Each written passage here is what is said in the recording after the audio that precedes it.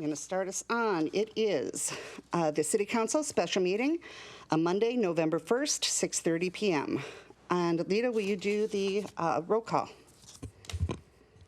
Mayor Karen Moran. Present. Deputy Mayor Christy Mauchow. Present. Councilmember Ken Gamblin. Councilmember Tom Odell. Here. Councilmember Chris Ross. Present. Councilmember Pamela Stewart. Here. Councilmember Kent Treen. He's also going to be out this evening. Okay.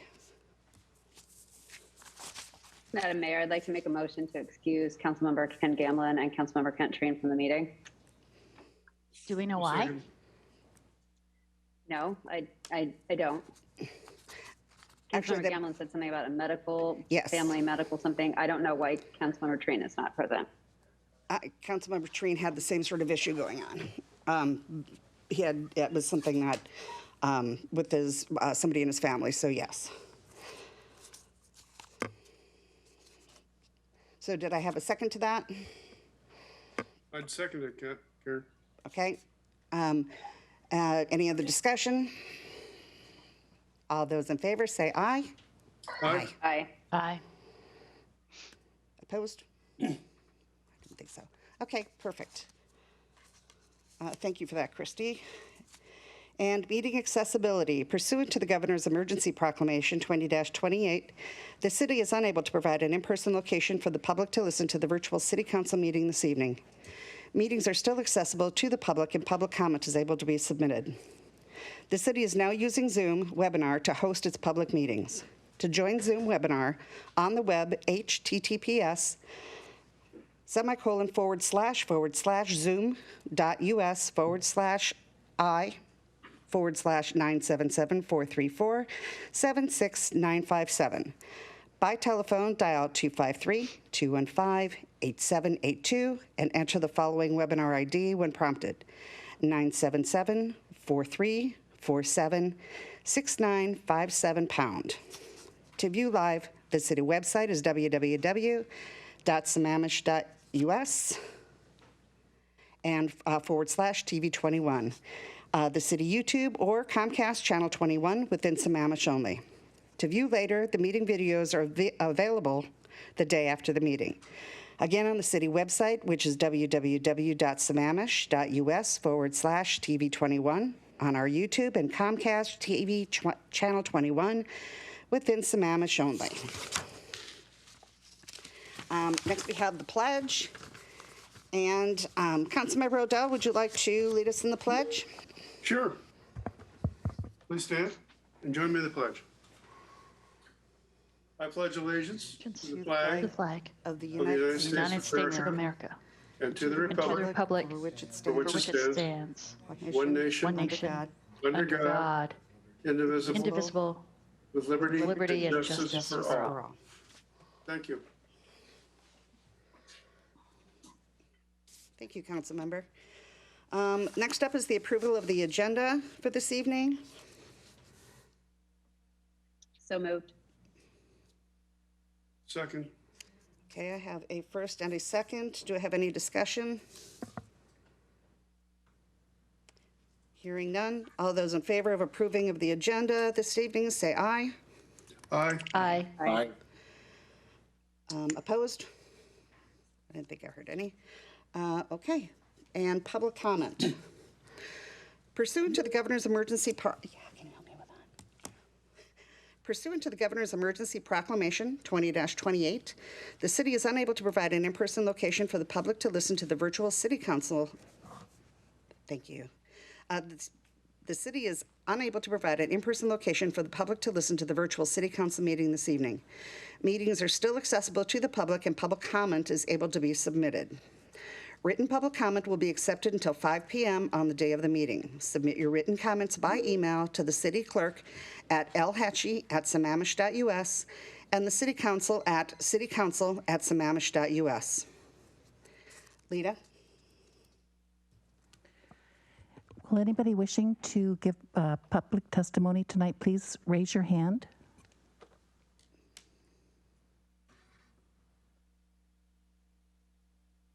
I see that there is one person who would like to provide public comment.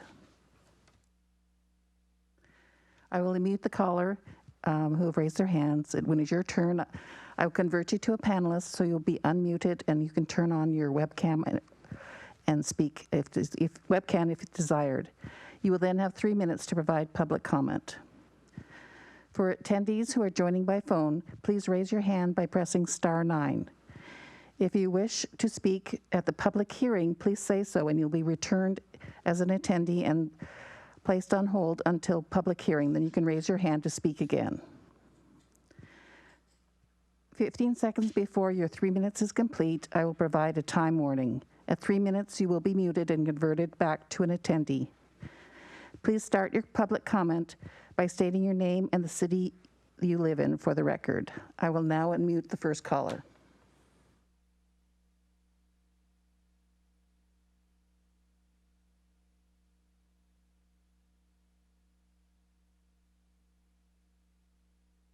Okay, Paul, can you, oh, there you are.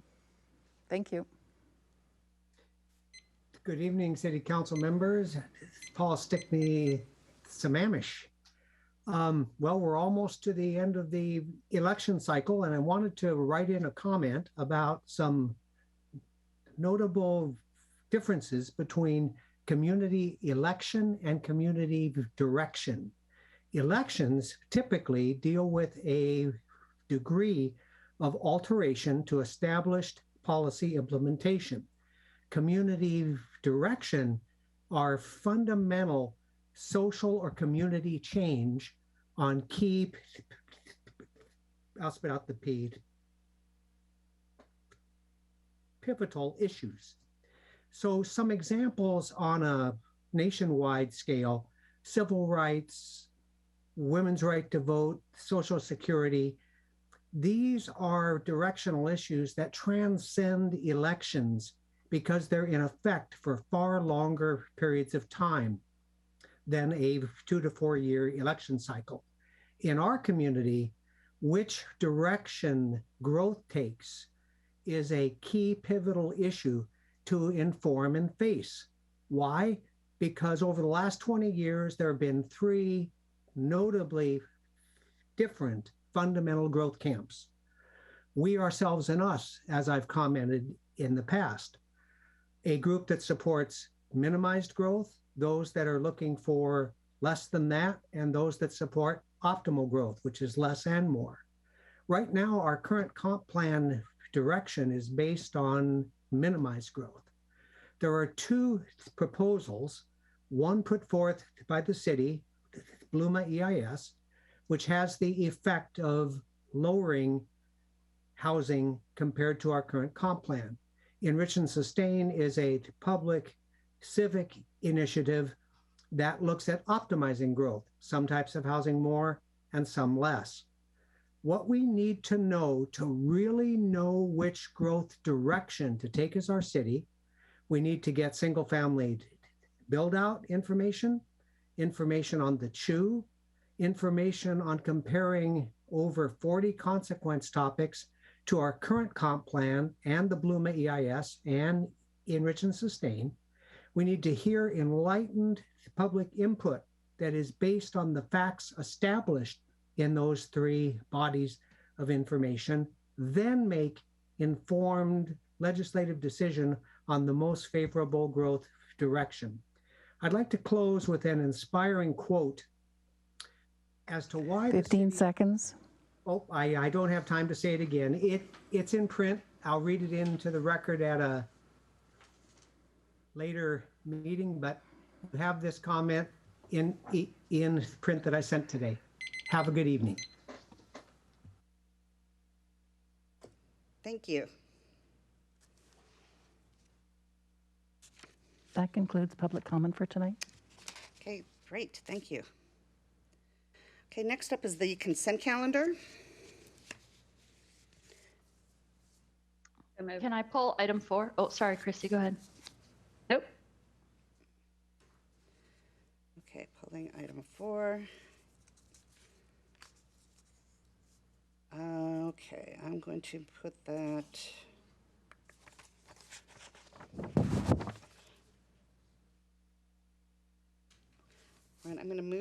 that down to unfinished business under 12. So it'll be 12A. All right, so my motion would be to move consent less item 4. Second. Okay, we have a motion and a second. Any other discussion?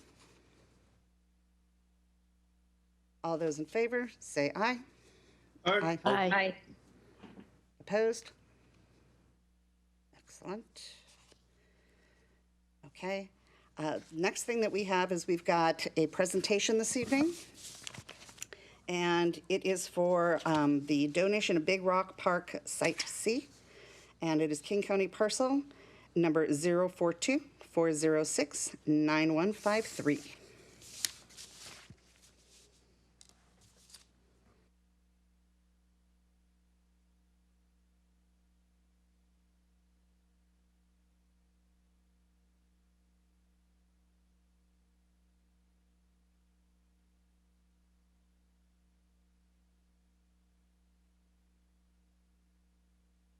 Mayor, should I go ahead? All right, thank you. I'm very happy to be here tonight to announce this very generous donation of land by our longtime City of Sammamish resident, Mary Piggott. This is the third and final parcel of land gifted to the city by Mary Piggott as part of a phased land donation agreement that began over a decade ago. This newly donated parcel of land will be the home of the future Big Rock Park South and will be located just south of Big Rock Park Central that was opened to the public this summer. Big Rock Park South will add another 15 acres of forest land, open meadows, and a network of trails to our beautiful park system in the heart of the city. Thank you, Mary Piggott, for your generous donation and your vision to preserve this land to be enjoyed by the entire community. I want to personally extend a thank you to Mary for the personal tour and contributions of this legacy that she and her family have bestowed upon the city of Sammamish. We look forward to moving into the master planning process for Big Rock Park South early next year. Now I'd like to invite Mary to say a few words. Mary.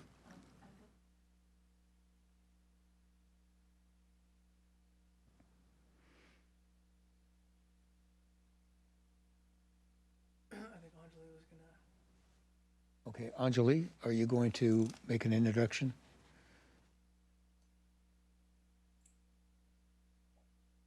Good evening, Madam Mayor, City Council, and Mr. City Manager. I'm Anjali Maya, Director of the Parks, Recreation and Facilities Department. We are running a little early tonight, so I'm not sure if Mary has joined the meeting as yet. Lita, if she has, please promote her to a panelist.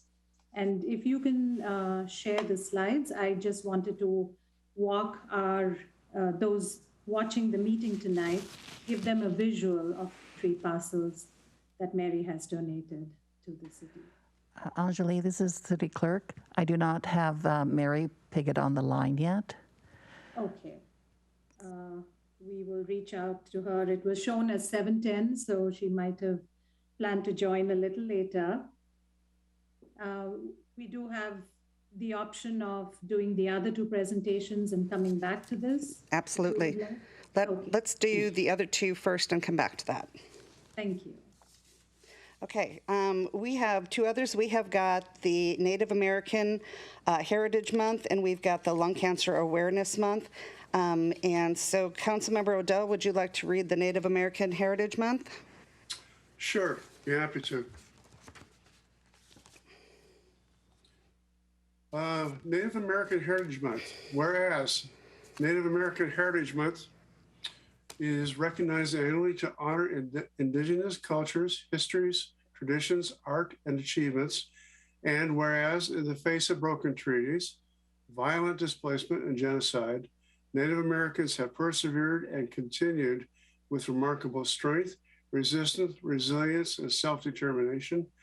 And whereas Native Americans, including local Duwamish, Snoqualmie, Snohomish, Suquamish, Tulalip, and many other tribes have been protectors and stewards of our natural resources and environment since time immemorial. And whereas the city of Sammamish values the many contributions made to society by Native people in technology, science, philosophy, arts, and especially our local indigenous volunteers and leaders. And whereas the city of Sammamish recognizes that we must work to combat the impacts of discrimination and racist policies on Native people, past and present, and eliminate inequities stemming from colonization. And now, therefore, I, Mayor Karen Moran, on behalf of the Sammamish City Council, do hereby proclaim the month of November 2021 as Native American Heritage Month.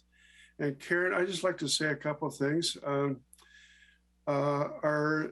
Snoqualmie tribe has been a particular friend of Sammamish through their support of the Kokanee Work Group for many, many years. They've been one of the primary drivers of that whole project, and they've been very, very good to participate in that.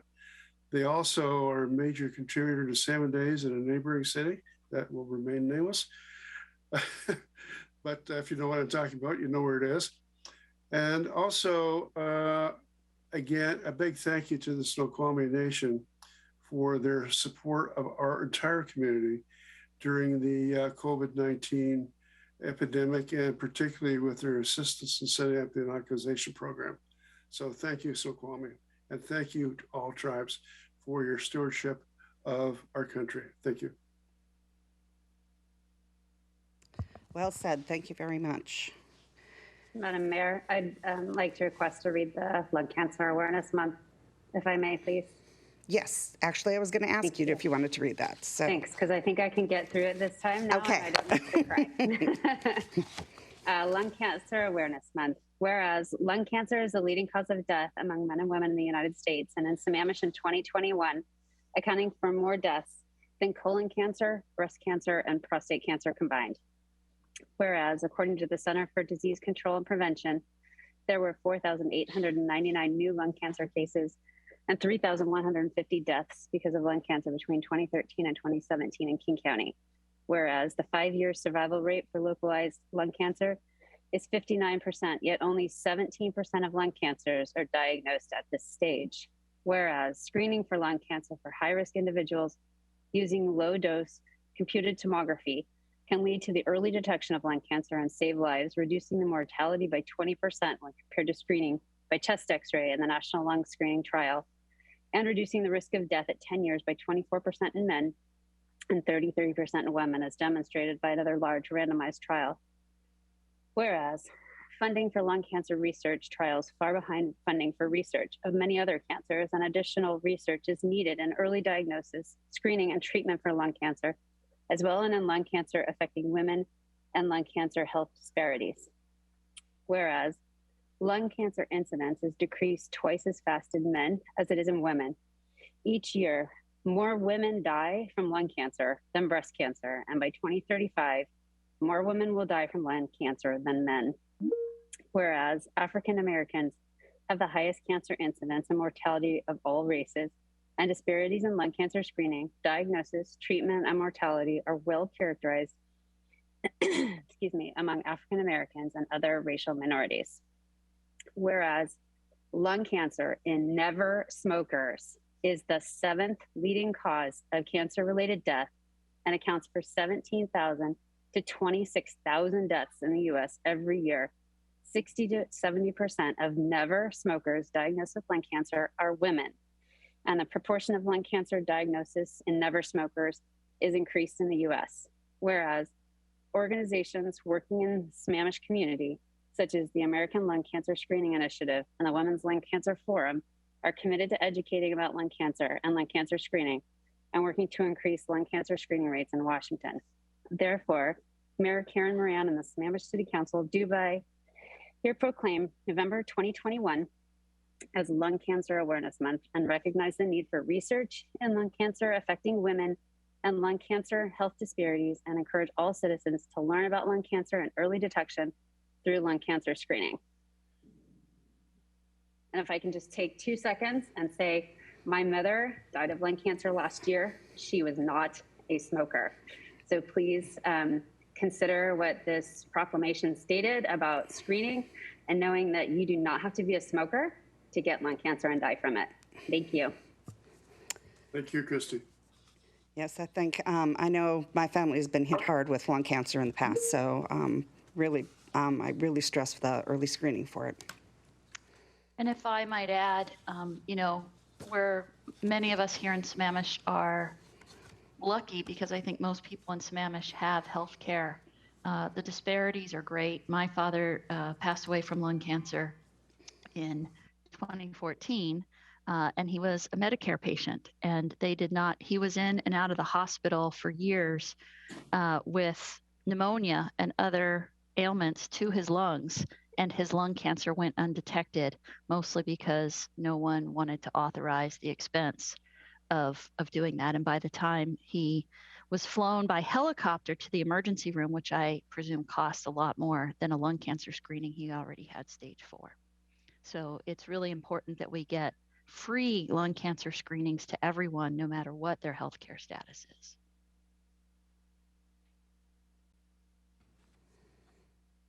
Okay, thank you. Okay, and I think we can go back and to Anjali, because I believe I saw a note on there that we had Mary Pickett on the line. So I'm going to go back and pick up Anjali.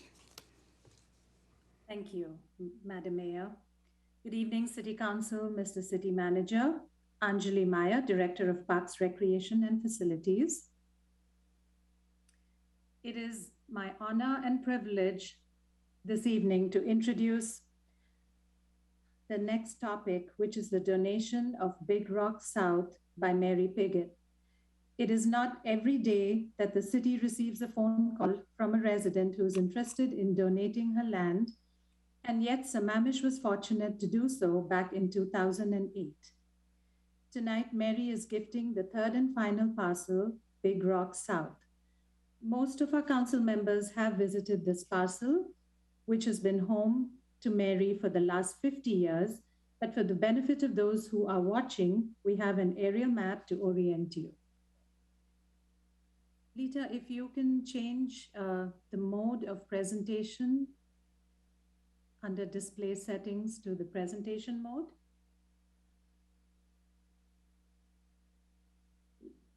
Yeah, top, the second one, yep.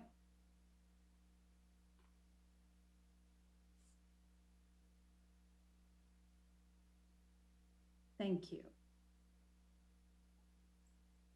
So on this slide, the red star shows City Hall, and west of City Hall, along Southeast 8th Street, is Big Rock North that Mary gave the city in 2011.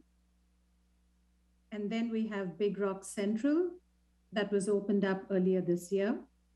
And south of Big Rock Central is Big Rock South, which abuts Southeast 20th Street. So with the gift of this third parcel, you could essentially walk from Southeast 8th Street through Southeast 20th Street, all through park property. Next slide, please. Here is a closer view showing the three parcels. Big Rock North is 16 acres, Big Rock Central is 20 acres, and Big Rock South is an additional 15 acres.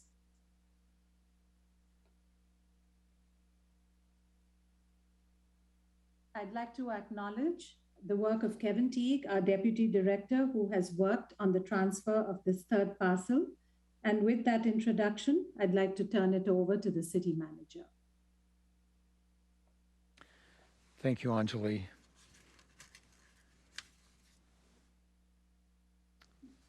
I'm going to read what I had read before. I'm very happy to be here tonight to announce the generous donation of land by our longtime City of Sammamish resident, Mary Piggott. This is the third and final parcel of land gifted to the city by Mary Piggott as part of her phased land donation agreement that began over a decade ago. This newly donated parcel of land will be the home of the future Big Rock Park South and will be located just south of Big Rock Park Central that was opened to the public this summer.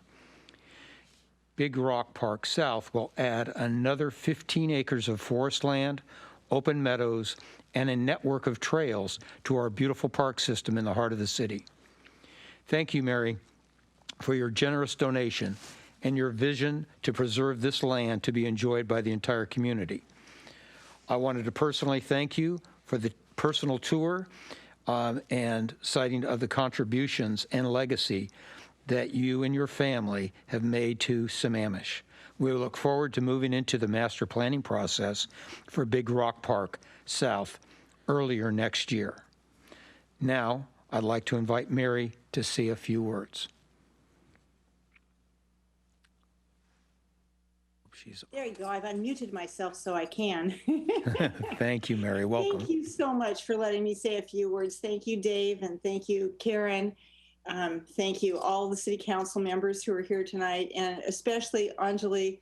Thank you, and Kevin. You have held my hand all through this process, and I definitely needed some hand holding along the way. So thank you so much for the support you've given me. I moved to Sammamish in 1972, and as those of you who've also lived here for many years know, it's changed a lot. But one of the things that I am thrilled to be able to do is to give this part of the city back to the city and the residents in the same way it was. Well, I've got a new barn, but other than that, it's all the same as it was back in 1972, or at least pretty much so. Wasn't hooked up to sewers then because we didn't have sewers then. But I'm just thrilled to be able to do this. It's at one time I thought I would not possibly live in Sammamish for as many as 5 years. Well, no one was more surprised than I that I lived there for almost 50 years, and it was a great place to live. But it's another chapter in my life now, and now I live in Seattle. And so I am absolutely, as I said earlier, I'm absolutely thrilled to be able to give this gift of property to the city and its residents. It used to be all mine, but now it's all ours. And I'm just thrilled to be able to say that out loud and to say it in public. The timing for this, I think I mentioned it to Anjali, is important to me because this is my birthday month. And I'm about to turn 71. But last year was my 70th birthday, and I didn't get to do a big celebration for that milestone birthday. And this is it, guys. Thank you. This is my celebration for turning 70. It's to give you, the city, all the people, the gift of this park. Spending time outdoors in all the ways that the outdoors presents is something we all benefit from. And this park, the way it is, helps to ensure that everyone will have that opportunity to get outdoors. We need even more parks.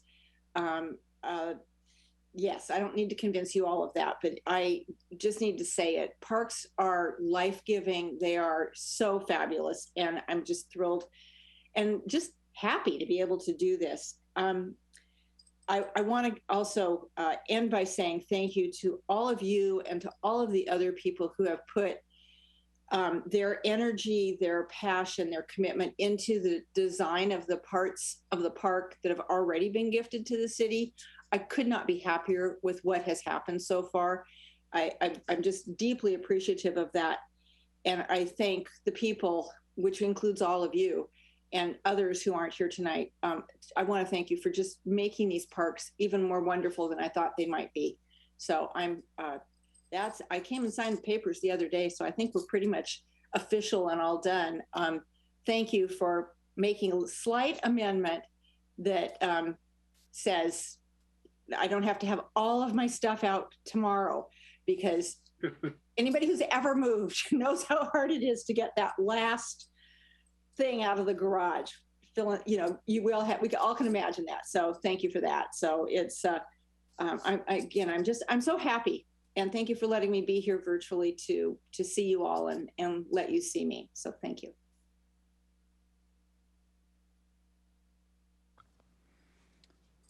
Well, thank you, Mary. Anjali, Karen, what are we going to do here with the award?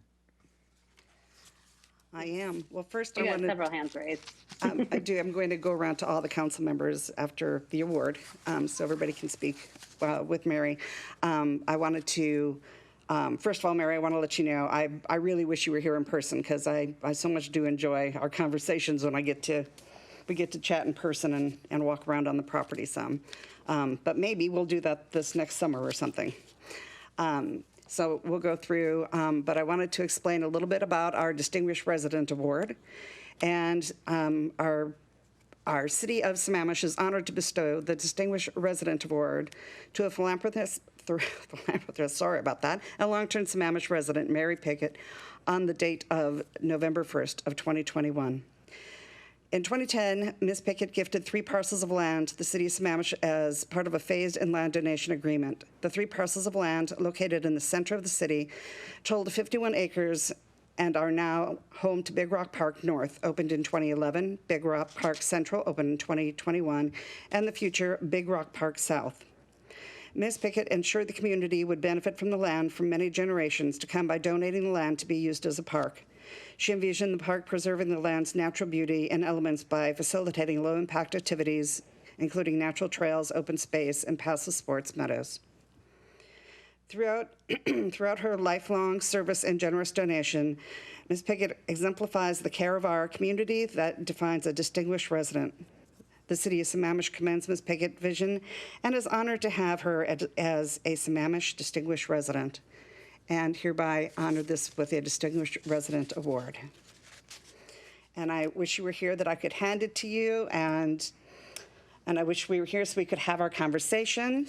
Thank you so much on behalf of the citizens of Sammamish. You have done so much for this community, and like I said, I wish you were here in person. Oh my gosh. And this is going to be coming to you once it's all signed. Here, I'll hold it up to here. Oh, thank you. Yes. So oh my goodness. it'll be signed and it'll be off in the mail to you. And I wish you were here that I could give it to you in person. And we're going to go around because I know every one of the council members feels as strongly about this as I do. And so we'll go around and have everybody speak. And I'm going to go in matter of how they put their hands up. So Councilmember Odell. Thank you, Karen.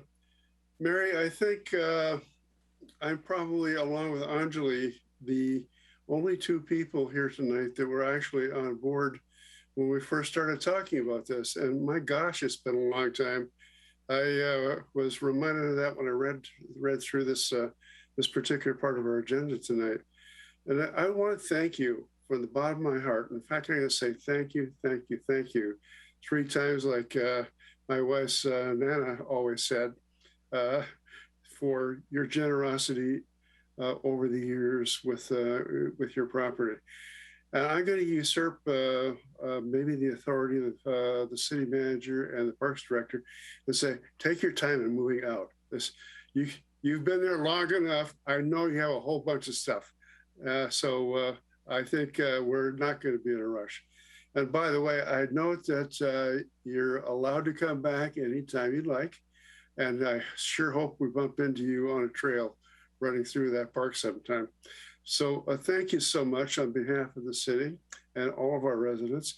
It's been a really great pleasure to work with you, and your generosity will never be forgotten. So thank you much. And our Deputy Mayor, Christy Melchow. Thank you. So I didn't know we were giving the Distinguished Citizen Award, but certainly very deserved for the gift that, frankly, the city would never have been able to purchase on its own. And in fact, I was in Big Rock yesterday. I ran into a city council candidate while I was in there walking my dogs with my daughter. I even posted a funny video because we know where the game cameras are.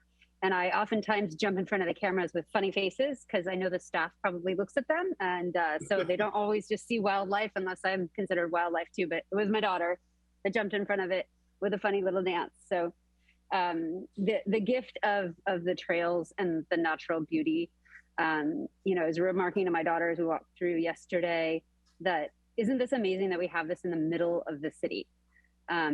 Again, I can't impress upon our residents enough that there's no way that the city of Sammamish would have been able to purchase these parcels and they would be houses if they hadn't been gifted to the city. So it is just an absolutely amazing gift that will span generations. And it really is, it's like, I equate it to kind of Central Park in New York.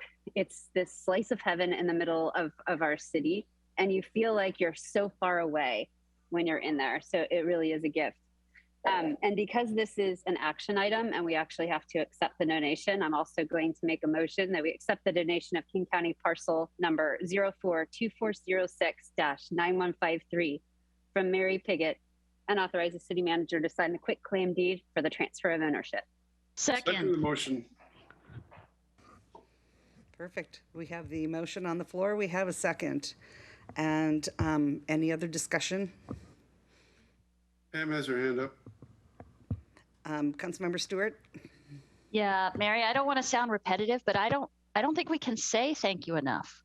I don't think we can say thank you enough, not just for your generosity, but for your vision and your stewardship. Thank you for all the time that you've taken to give countless tours to people. I know that when I got to tour your property, you know, I've seen it for years behind the hedges, but to actually get to see behind the hedges what is there, it is such an amazing gem.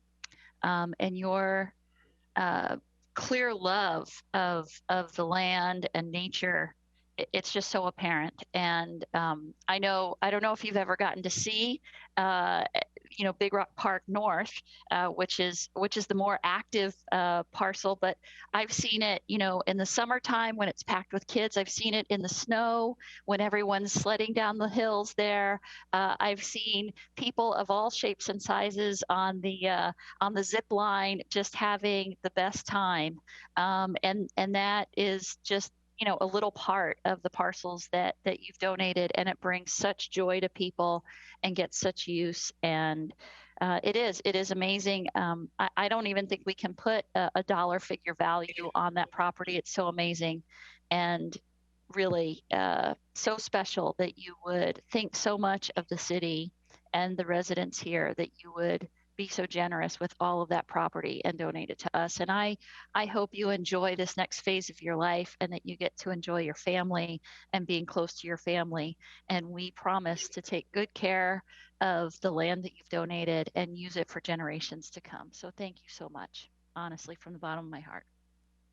I just want to interject here briefly. Thank you so much for your very kind comments. And over the years, if I ever get down, the best thing to perk me right back up again is to go walk back in the parks and see the people enjoying it. And boy, that just takes away any gloominess I have, because that is what it's all about, is being outdoors and enjoying it. And I couldn't ask for a better return on it. So, well, and I can tell you, I've heard squeals of joy on the zip lines and sledding down the hills. So not just watching people, but hearing the kids and the laughter. It really is the best medicine. You're absolutely right. So thank you again. And then we have Councilmember Ross. I can't leave without saying my profound gratitude personally, and 65,000 people here today, and people that are going to move into Sammamish in the future. It's quite amazing. And Councilmember Stewart said it real well. We're going to take care of it. We're going to treasure it. And I assure you, there's so much gratitude in this community. And thank you, thank you, thank you.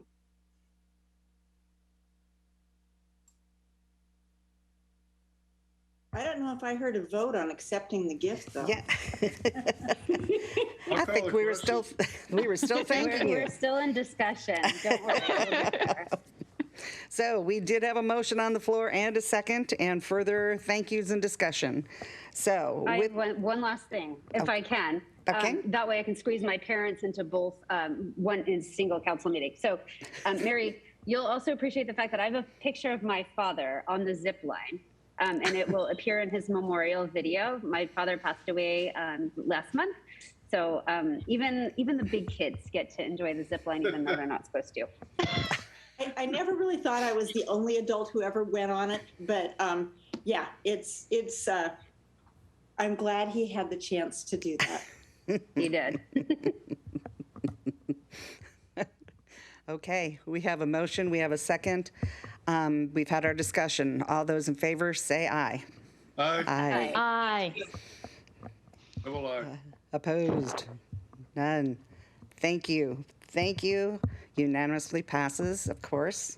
And we can't thank you enough. Well, Come thank back and you. see us, Mary.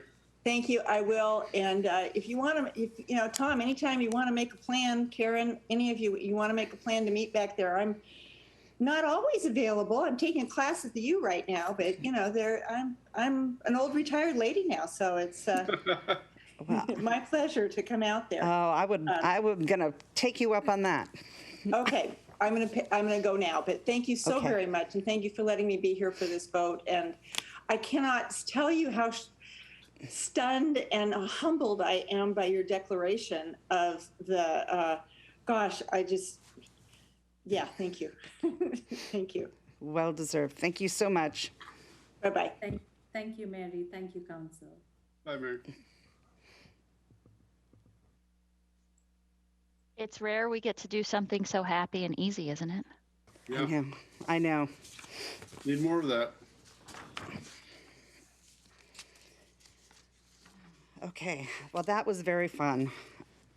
Okay, the next thing we have this evening is a public hearing, and it's for ordinance chapter 21A.105 for the Sammamish Municipal Code for the school impact fees, providing for and establishing an effective date, and this is for, I believe it's number 02021-534, and this would be David Pyle. Good evening, Mayor. David Pyle, Community Development. Thank you for your patience as I was promoted to panelist. Tonight, I have with me Lindsay Osbolt, who is a project manager in Department of Community Development. She'll be providing a brief presentation for council regarding the proposal to change the city's development regulations and to change the local share of school impact fee. I'll turn it over to Lindsay for the presentation. And she'll go ahead and open it up to the council following completion of the presentation. Thank you. Thank you, David. Thank you, council. Good evening. Again, my name is Lindsay Osbolt and I'm with DCD. Just a moment here while I get this to load. There we go. All right, so this evening we're having the public hearing for school impact fees. I'm going to briefly walk over the changes that have been proposed for this code section and address any questions the council may have. And then I'll turn it back over to you, Mayor, to conduct the public hearing and then have council deliberations and potential decision this evening. So we're here this evening because for council to hear public comment and deliberate on any the changes proposed to the school impact fee ordinance. The topic, if you will, of the evening with this change is changing the developer contribution from 50% to 75%. There are a few other minor changes that have been made in the code, notably a few Scrivener errors, which were to strike the term interim before comprehensive plan, as our comprehensive plan has not been an interim one for quite a few years now, so that's some code cleanup. There was also an incorrect code section citation that's been corrected on page 2 of the draft language. That was included in your agenda packet as Exhibit 1, the draft code is. Also, we updated the reference to the housing units to be multifamily and single family.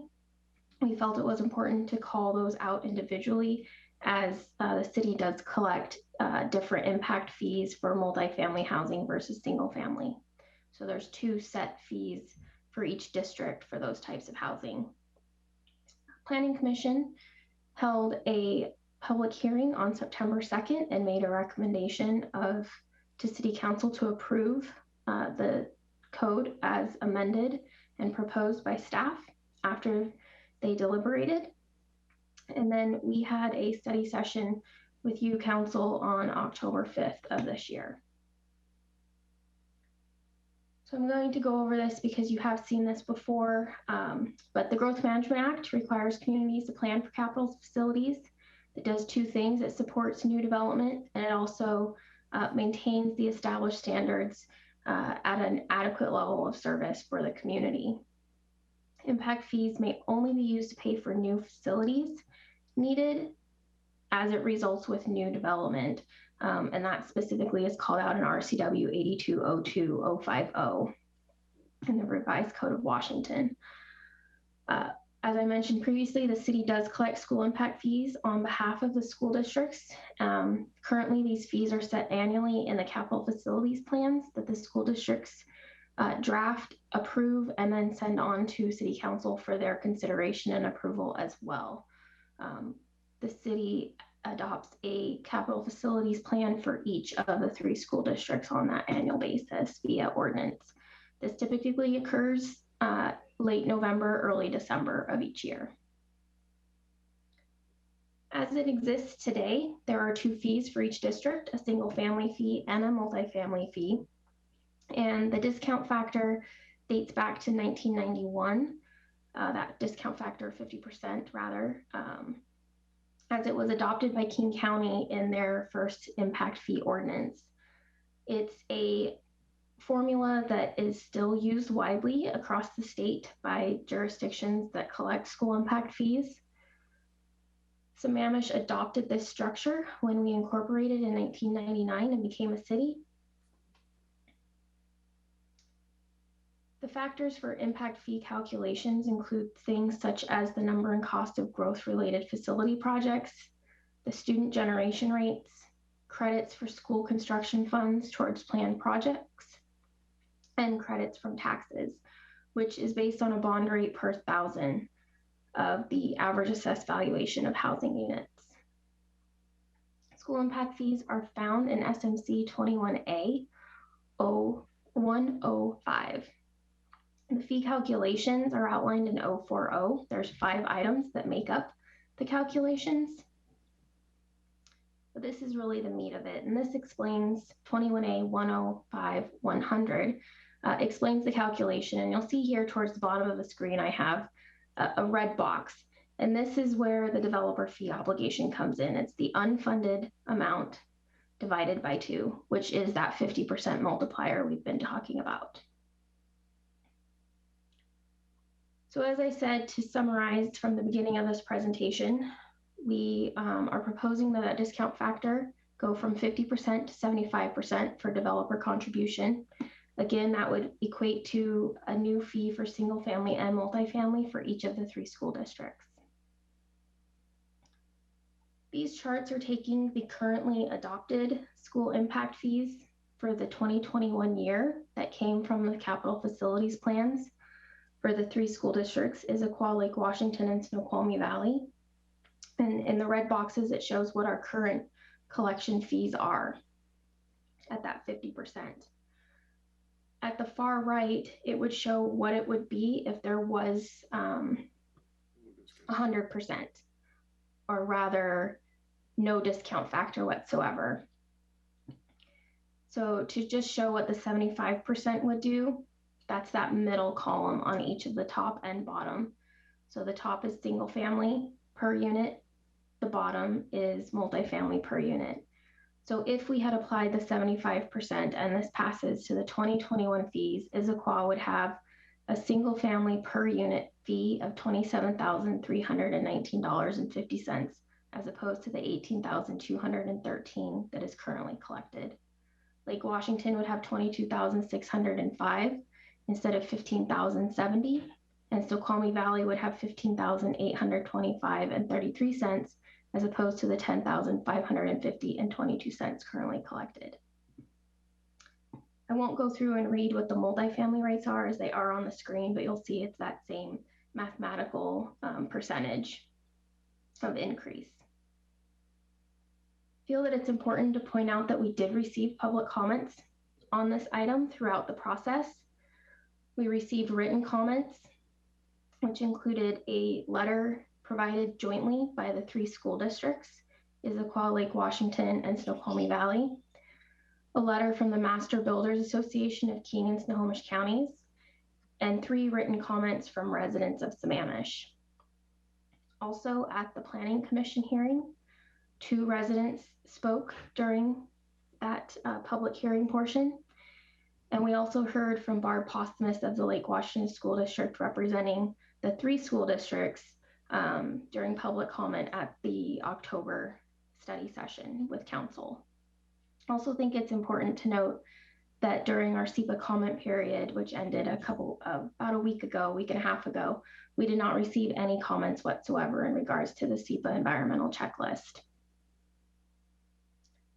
So I'll leave you with that the Planning Commission did recommend with a vote of 4-2 that City Council adopt the proposed amendments to Chapter 21A 105 SMC, the school impact fees, as was presented by staff and as described in Exhibit 1 of the agenda bill. Also would like to note that the public comments that I did reference are included in Exhibit 6 of the agenda packet this evening as well. So with that, I'd be happy to answer any questions or pull up the code if you'd like to go through the draft code at this time. Madam Mayor.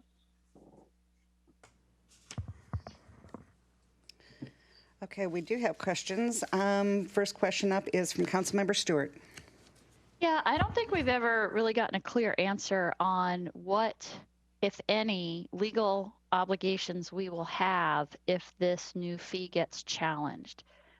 Because as I understand it, we are kind of changing the rules here because we're not following the school district's recommendation. So I'd like to understand that, because I'm all for raising more money for schools, but the school districts have come out pretty hard every time they've had an opportunity to comment, they've come out and said, please don't do this. And so I really want to understand what we're getting ourselves into if we're going against the recommendation of the school districts. Councilmember Stewart, I direct that question to our city attorney, Lisa Marshall, if she's available. Lindsay, can you hear me okay? Yes, we can. Yes, I did some research on this issue, as well as received input from Denise Stiffarm, who's legal counsel for the school districts. And we have been told that any appeals filed by individuals or companies that are required to pay the fee, if appealed, will be tendered to the city to defend. So in other words, the school district has let us know that it's not going to defend the city's imposition of the 75% fee, and will turn to the city for the city to defend it. And I think that's an important point for all of you to consider. So thank you for the question.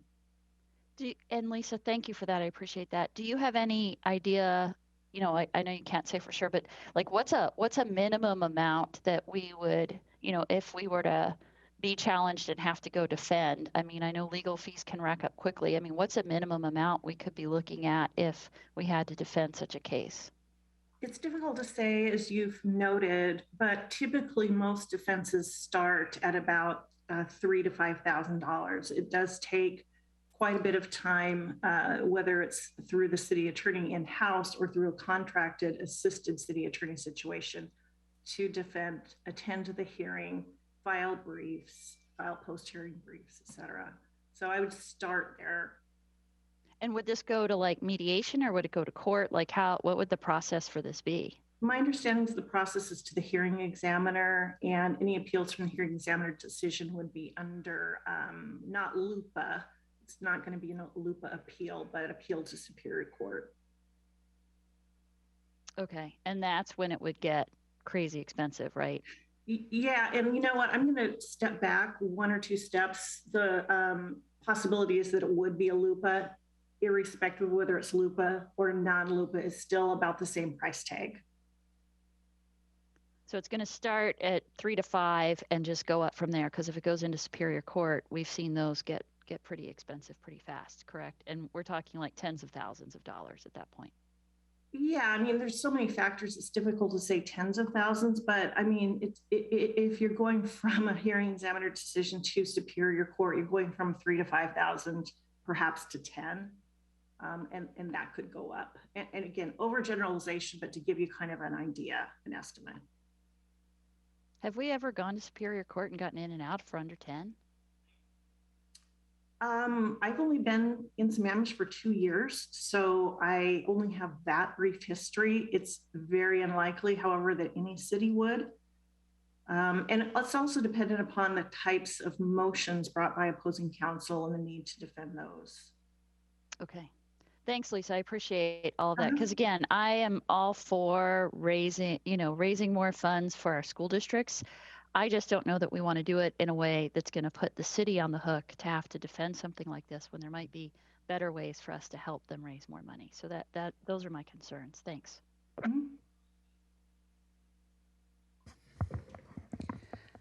Deputy Mayor?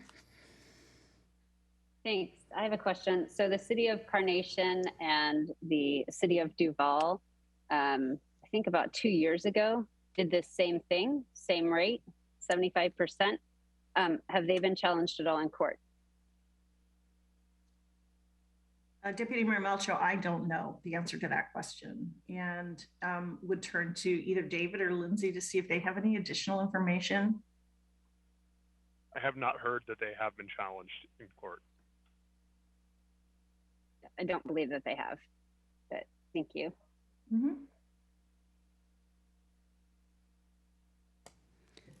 Okay, Councilmember, Deputy Mayor, did you have any other questions? Nope, that was it. Okay. And Councilmember Odell? I want to thank Councilmember Stewart for asking the legal question. I was going to do that.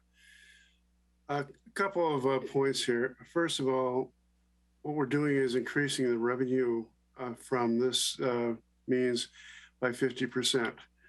That's several $1 million that will not have to come out of the people that are already lived here, but in fact does transfer the cost of school growth to the people who are moving in or at least moving. I think that is an offsetting factor for some of the arguments against doing this, because we all get bombarded just about every other year with another levy increase from the school districts to fund what this could do. And I think that might just offset some of the concerns about the legal side of things. The fact that Carnation and Duval have not been challenged in court, I think is pretty telling. Maybe they're just not big enough to go after. But what I see here is the school boards, and I'm speaking in general here, not about each individual member, are more concerned about running afoul of master builders than they are necessarily about the residents of the cities they live in. But that's just my view from 30,000 feet. From someone who's been paying these levies now for 30 some years here in the city. And it gets old after a while. And people who are on a fixed income are also victimized by this sort of thing because their incomes don't go up when the taxes do. So thank you. Okay, before we go into, I want to ask Councilmember Ross, but then do we have anybody who has called in to speak for this evening?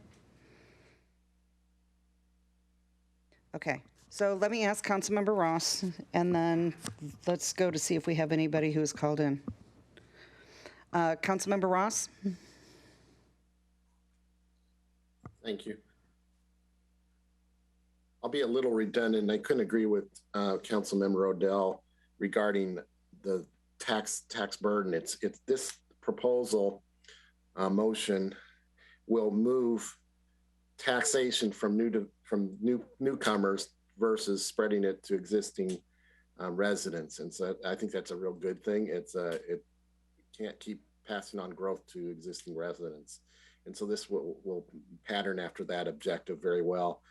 As far as the legal challenge, I feel like the increased revenue that we get for our new facilities will offset, and then we certainly can choose to pursue how deep into the legal process the city wants to go. For example, they may say, well, you know, it doesn't look favorable for us.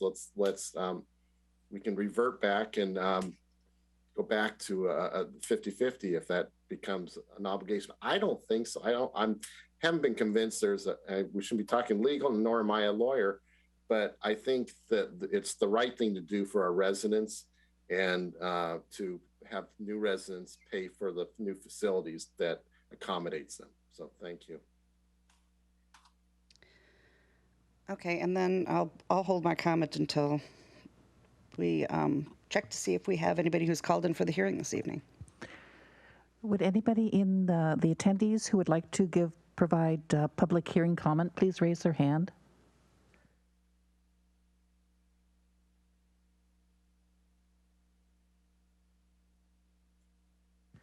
I do not see anybody's hand raised.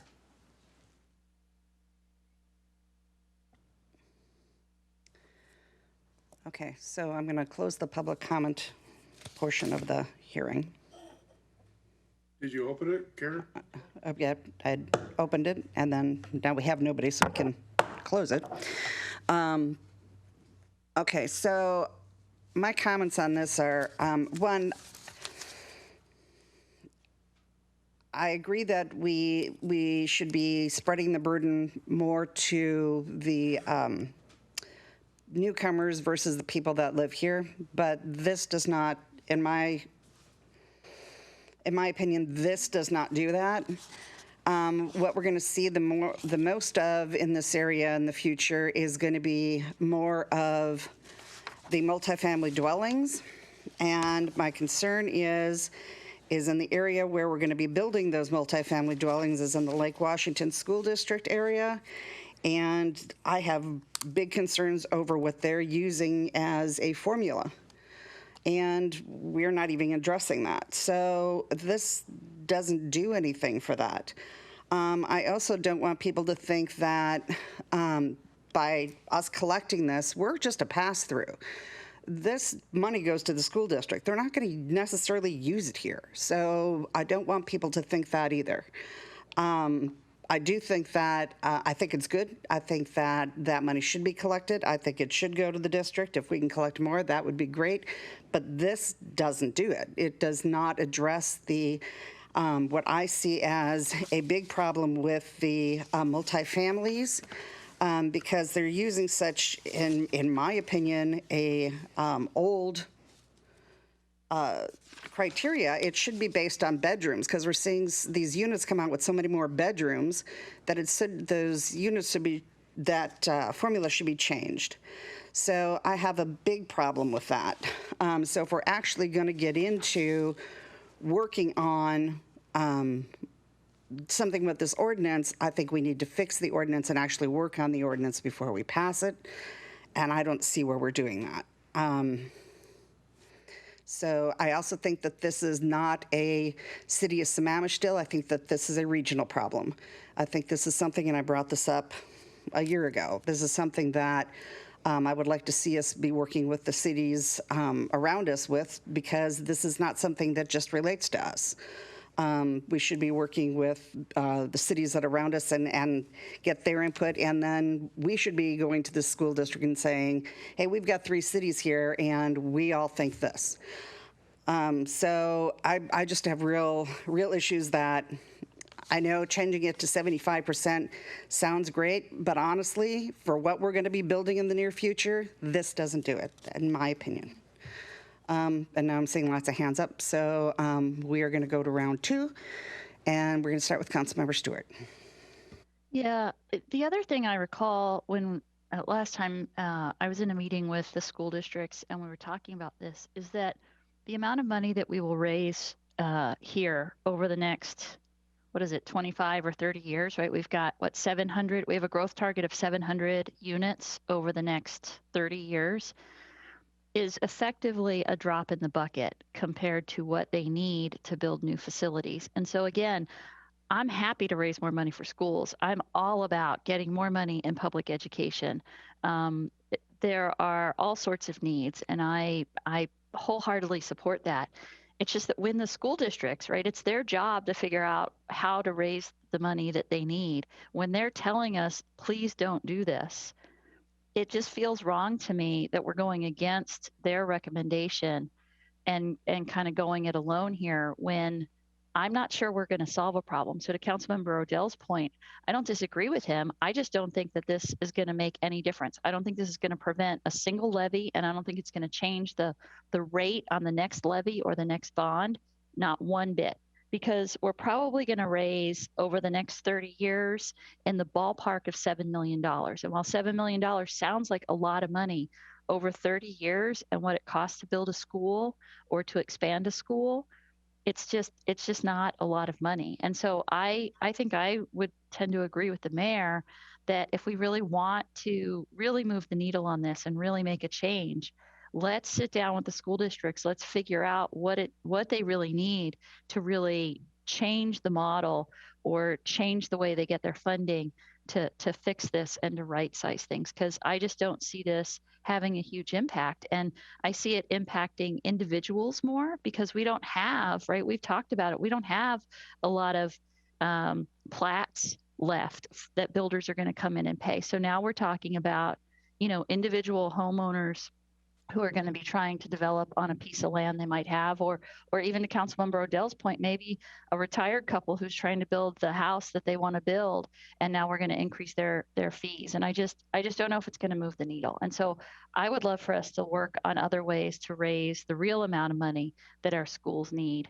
And if we really want to throw our weight around and we really want to help, then that's where we should be using our legislative agenda to be working at the state level to fix how we fund schools to begin with, because the way we do it now is kind of upside down. And so I would love to spend our time and our energy doing that than this, which they've asked us not to. And it just confuses me when an entity says, please don't do this. It's our revenue. It's how we calculate the revenue we need. You are just a pass through. Please don't do it.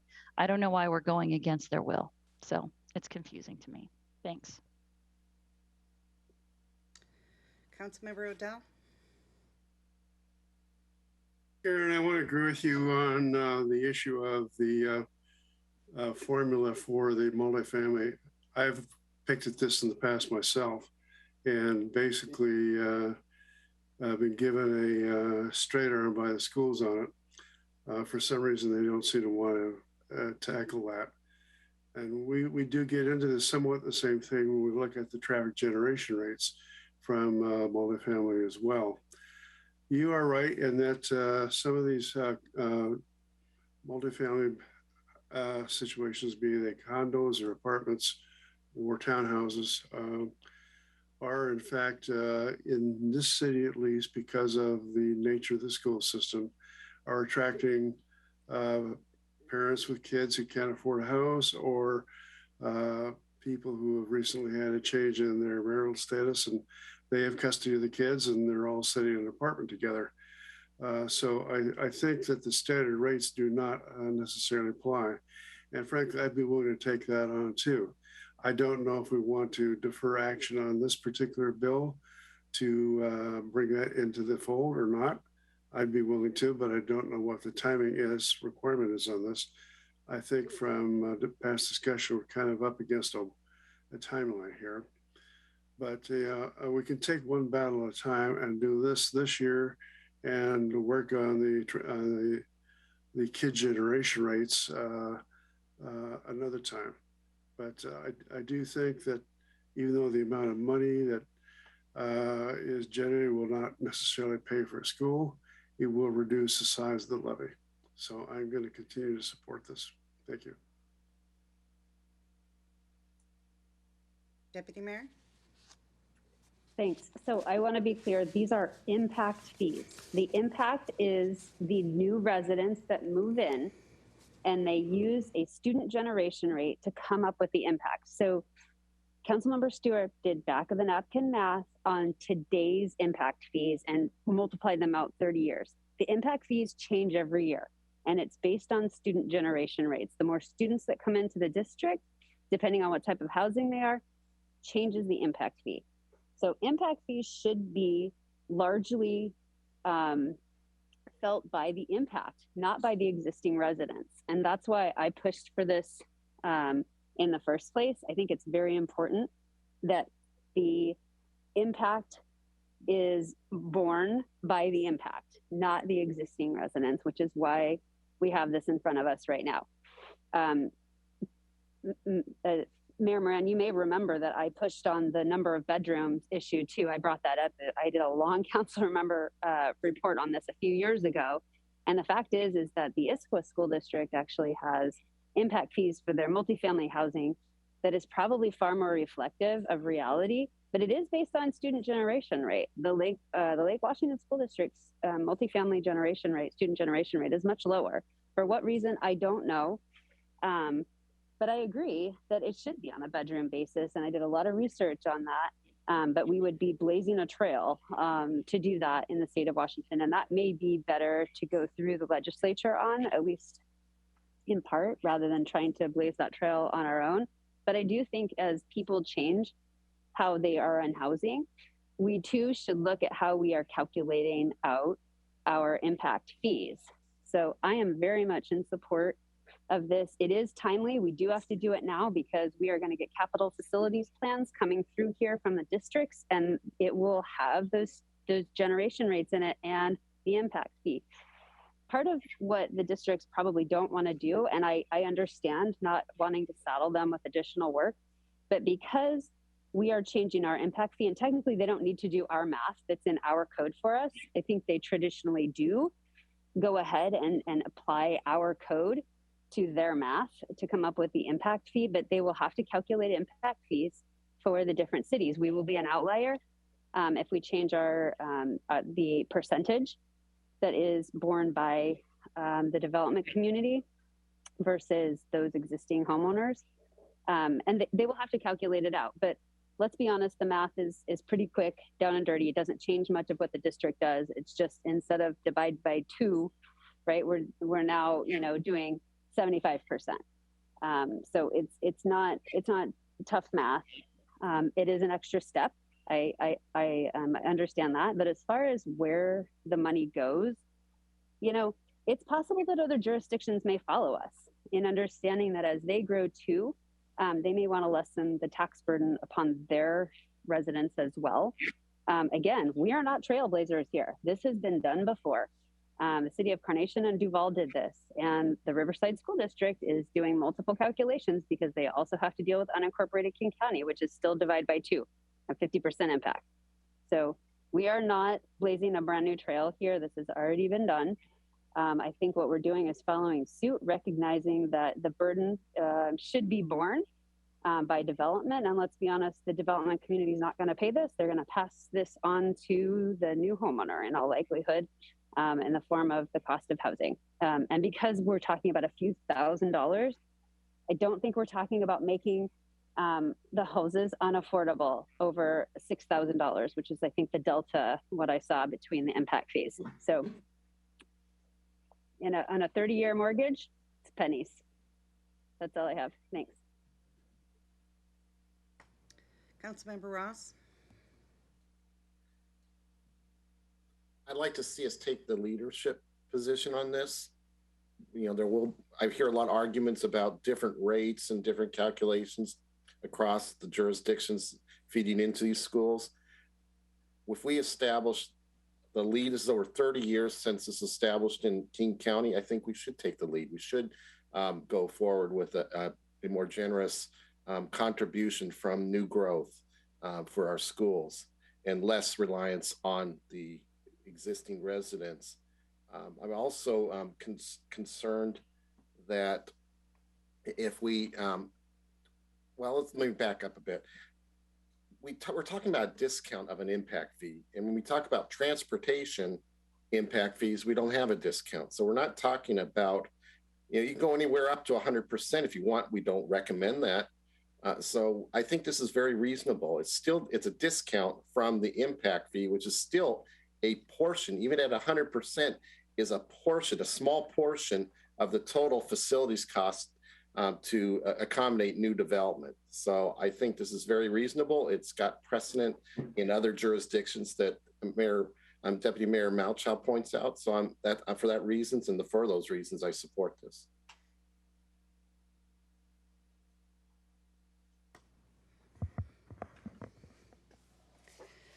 Okay, well, I'm still very concerned about the fact that this does not address what we are going to be seeing the majority of, which is the multifamily. I'm also concerned about the fact that the people that are responsible for the school district would be the school board. And what we're hearing from the school board is, please leave it alone. It would be, I wouldn't particularly like for the school board to come to us and tell us, hey, this is how I want you to do your taxes. So I have a little bit of a problem on, playing in somebody else's sandbox. I don't think it's appropriate. So I would like to, and I wish we could question and have the folks from the school board here, because I'd like to question and have them on record for the citizens as to why they don't want that. And I think that they deserve to answer that question for the residents. Because I think that that should be part of this record, not just the school district, but the school board themselves. Because that to me would be, I mean, I've heard from them and they've said, please don't do this, but I think they should be on record as why they don't want this done.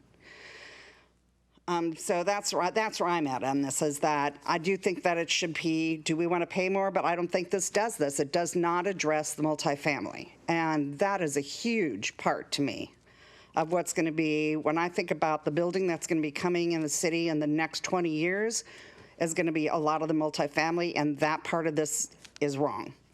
Then the second part is, should we be playing in somebody else's sandbox? I don't think I'd appreciate it if somebody was coming in and playing in ours. So I have a bit of a problem with that, especially when they're very strong on saying no.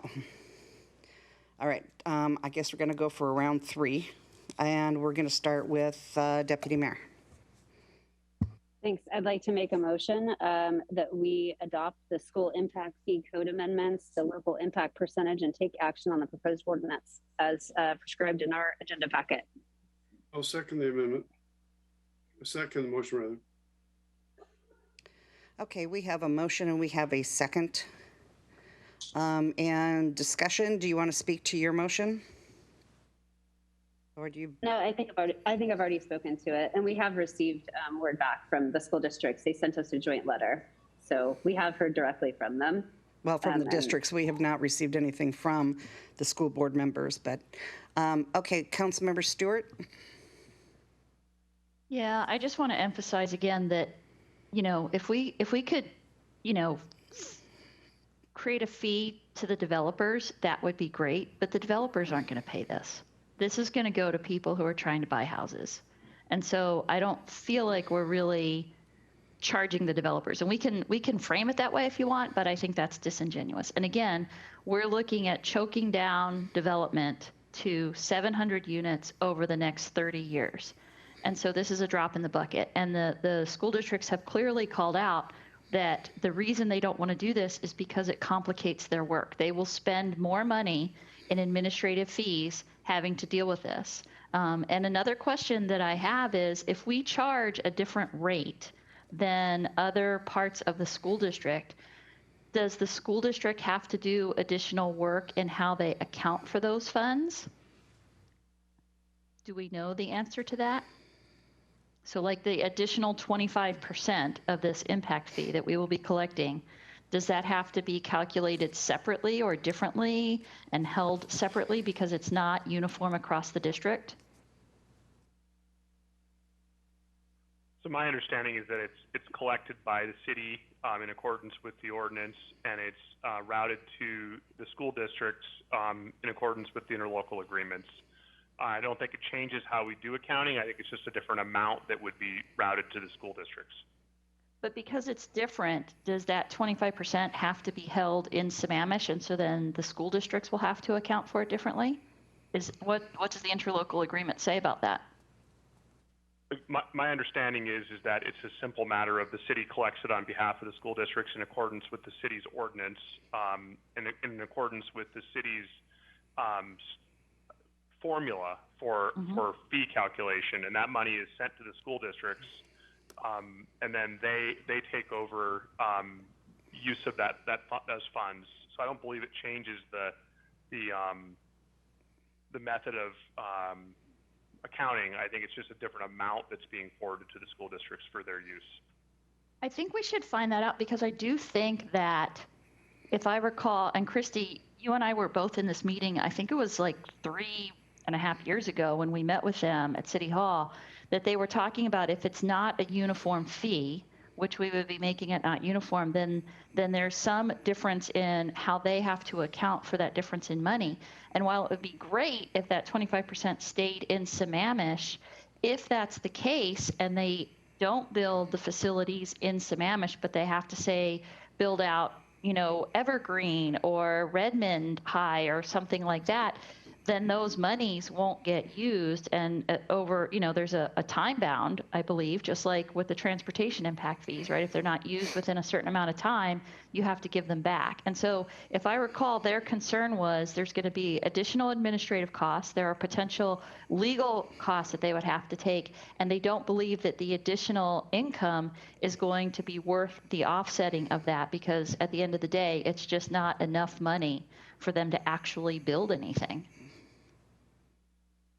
So does anybody know for sure? Can anyone answer the question that if we don't have a uniform rate, if the rate is different between jurisdictions, do the school districts have to account for that difference in a different way? So we did have a study session on this. That question was not brought up. We have not had a chance to research that or look into that. Do understand your question, although at this moment in time, I don't have a specific answer or the time to thoroughly comb through the interlocal agreements or contact the school district in order to respond in this moment. Makes sense. Thanks, David.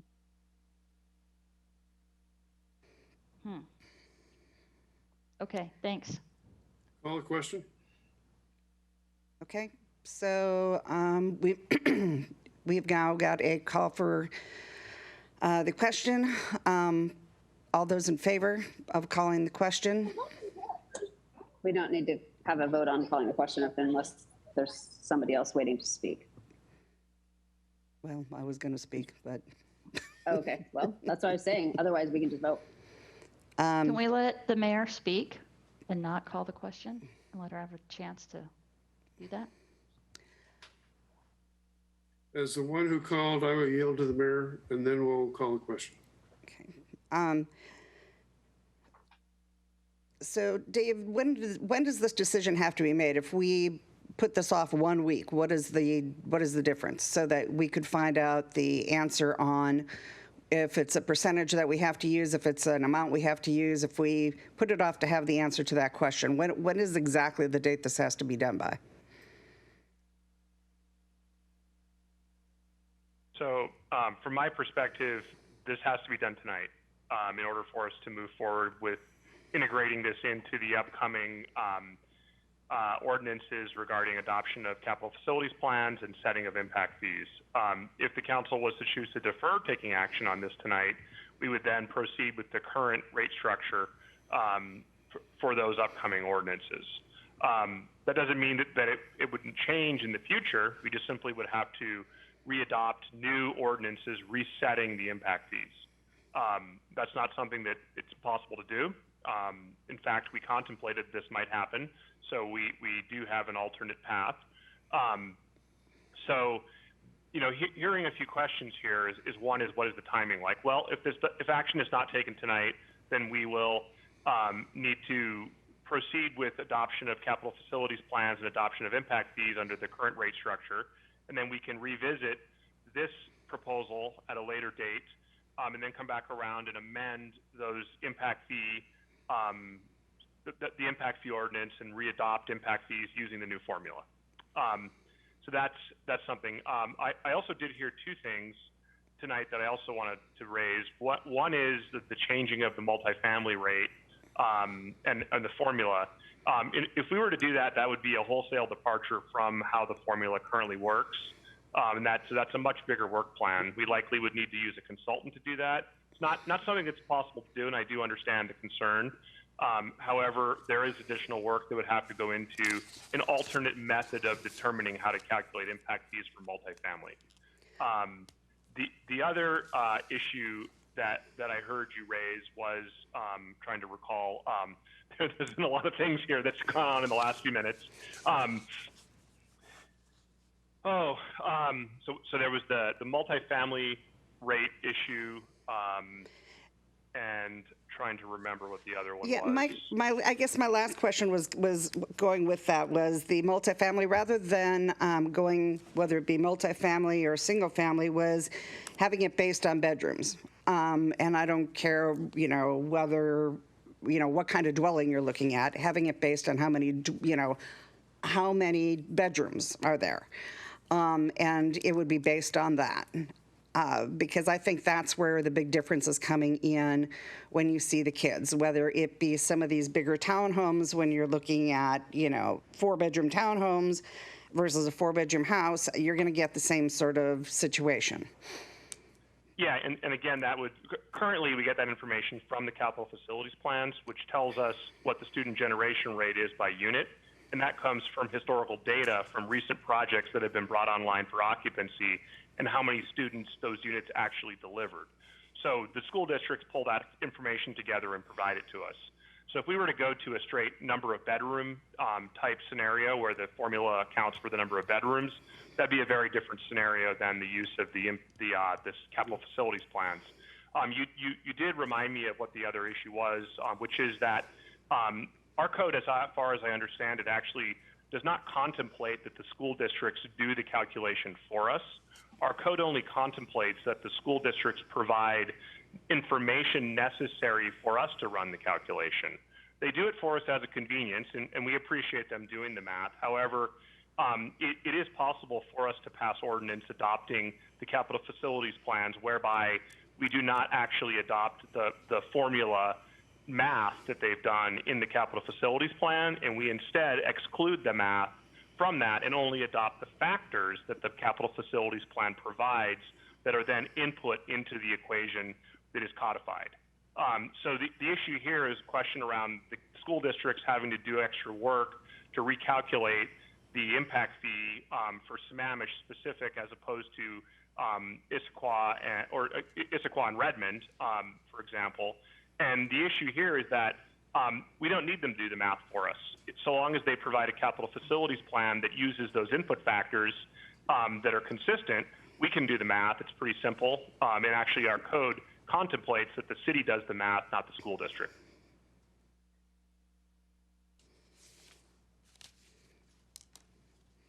Call the question. Okay, Deputy Mayor? Call the question. Okay. So all those in favor of the motion as written, say aye. Aye. Aye. And opposed? Nay. Nay. And so it passes with a 3-2. Mayor, Yes.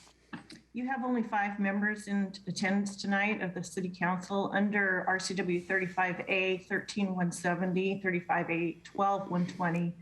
The passage of any ordinance requires the majority of the whole membership of the council. So it needs 4 votes to pass.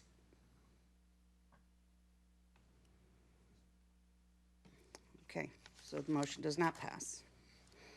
So can this be resurrected at a later time? I understand David Pyle needed it done tonight, but is there an opportunity for us to Well, vote on that's this what we were before the asking capital- before, because we were going to bring it back for more information, so it's kind of. Well, but that wasn't what was stated. It wasn't stated that we needed 4 votes because we're missing 2 council members this evening. So my question is different, which is there any possibility to bring this up and still make whatever deadlines there are?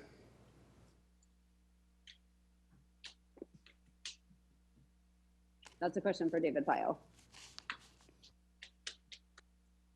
So I'm looking at the council calendar. Just give me 1 second. I'm just trying to figure out what the dates are so I can understand what the timelines are in between them. I apologize. Just give me a sec here. No problem.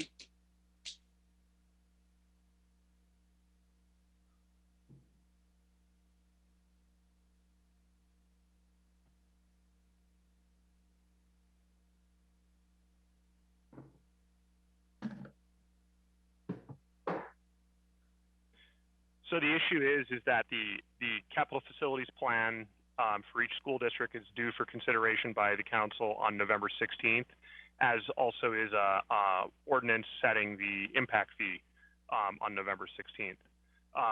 So the only other opportunity to bring this back would be a study session, at which time, as far as I understand it, and correct me where I'm wrong, the council would not be able to take action on an ordinance, which would be the next study session coming up on the 8th. Unless we change Or the it 9th. to a special meeting. We can make it a special meeting, Yep. So then that would be my next motion, is that we change the study session. Hold on, I got a motion. I'm making a motion that we change the study session next week to a special meeting, and that this item be brought back because we do not have the correct number of council members present this evening. And if the city attorney wants to guide me and say that I need to reconsider my vote, I'll vote no on it just so I can bring it back up next week. So I'll let Lisa guide me on that one. Deputy Mayor, I think what you're asking for is if you voted in the majority on the motion, you have the ability to reconsider, but I think the motion to reconsider has to be at the same meeting. That's what I'm saying right now. We can have a motion to reconsider in the same meeting. I'm aware of that. That's why I'm saying I'm going to bring it back up this meeting and vote no on it so that I can bring it back up next week. However, I'm not in the minority. I am in the majority, and that is an interesting quandary, which is why I'm putting it into your court, Lisa, because as a majority, we're in the, we don't have enough council members to pass this tonight. We do. Based on what you, not in the affirmative, Councilmember Stewart. Yeah, we could have 4. We have 5 people. Councilmember Stewart, I have the floor, and I'm asking a question of our city attorney, please. Thank you. My question is I am in the majority for the vote tonight, but we don't have the proper numbers to pass it tonight. I don't know whether we will next week or not, but my question is, as someone who voted in the majority just now, I'll bring this up for reconsideration and vote it down so that I can have it added and then make another motion, as I'm trying to do now, to add it to the agenda next week, make it a special meeting. But I need to understand from your perspective, Lisa, what the proper procedures are right now for me as a council member who is in the majority of the vote to pass this, but we can't pass it. Do you see what I'm saying? It's really strange. Normally it would be if I were in the minority, I would reserve the right to bring it back up at the following meeting, but I'm in the majority. But we can't take action. So I'm not really sure what I need to do, but please guide me so I can do it. You know what? Can I make one comment? Because all we wanted was to have, and all I wanted was to have information brought back, and I was probably going to vote for it. So this whole conversation didn't really need to happen. We just wanted some added information. Mayor Moran, I'm sorry. I wanted to get an answer from the city attorney. Your comments indicated you were going to vote this down. So I'm not. I am, because of the way it's written, and we don't have the information that I really wanted. Well, what you said is that you wanted to vote it down because it didn't have the multifamily stuff. And what I heard David Pyle say is that that is a work plan item and it's not going to happen by next week. So my question for our city attorney right now is, how do I get this back on the agenda next week, considering that I'm in the majority right now, but we can't actually take action on it? Can I jump in here for a second? I'm looking at. Can I get the city attorney to just answer my question? My understanding. That way we can take action. My understanding of Parliamentary Procedure Robert's Rules for reconsideration is a member of the majority may bring the matter up for reconsideration. If you vote tonight to reconsider it, you have to vote to reconsider it tonight, but the actual reconsideration could occur next week. Okay, so I'm agreeing with you. Okay, so guide me, Lisa, in what I need to do here. Is the only thing that I need to do is to make a motion to turn this study session into a special meeting? And is there a hybrid to that where it's a motion so that we can add this for reconsideration for next week? Yes, but I think the only change I would make is that you would make a motion for reconsideration right now. Okay. And assuming that motion passes, the actual evaluation of the matter would happen next week. Okay. So If- then I'm if- going if to we withdraw. postpone it Hold to a on, date Tom. certain. If we And postpone that's it to a what. date certain. Yes, I will make it next week. If someone can just tell me what next Tuesday is, And- that would be and great. The 8th, is that 9th. 9th? Thank Yeah, you. there are a number of different ways to move this to the 9th. So if there is a more efficient way than reconsideration, that Councilmember Odell, I'd be interested to hear that as well.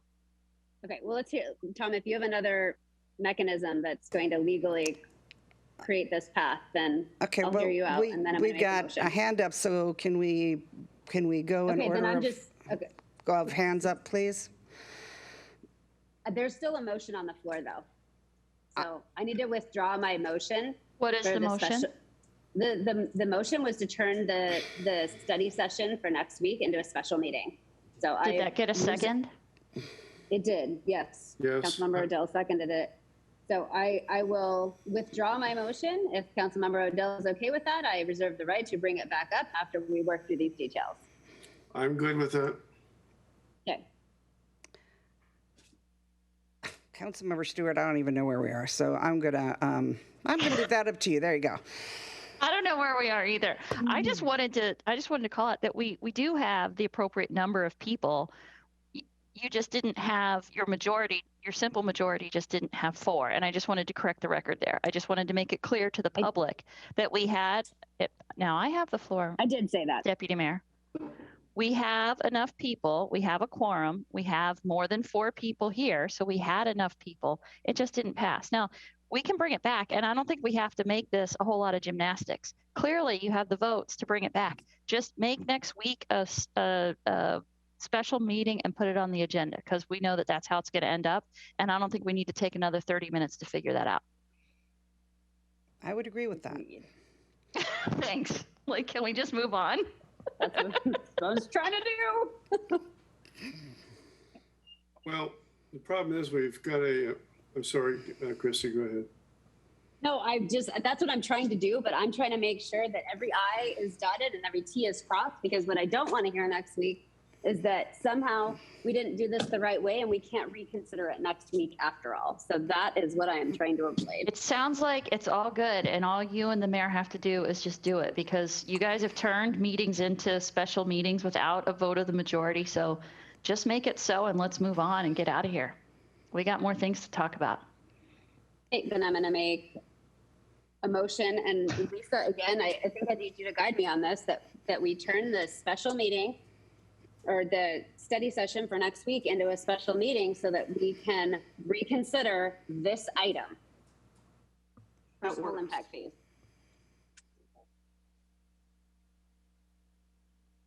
Yeah.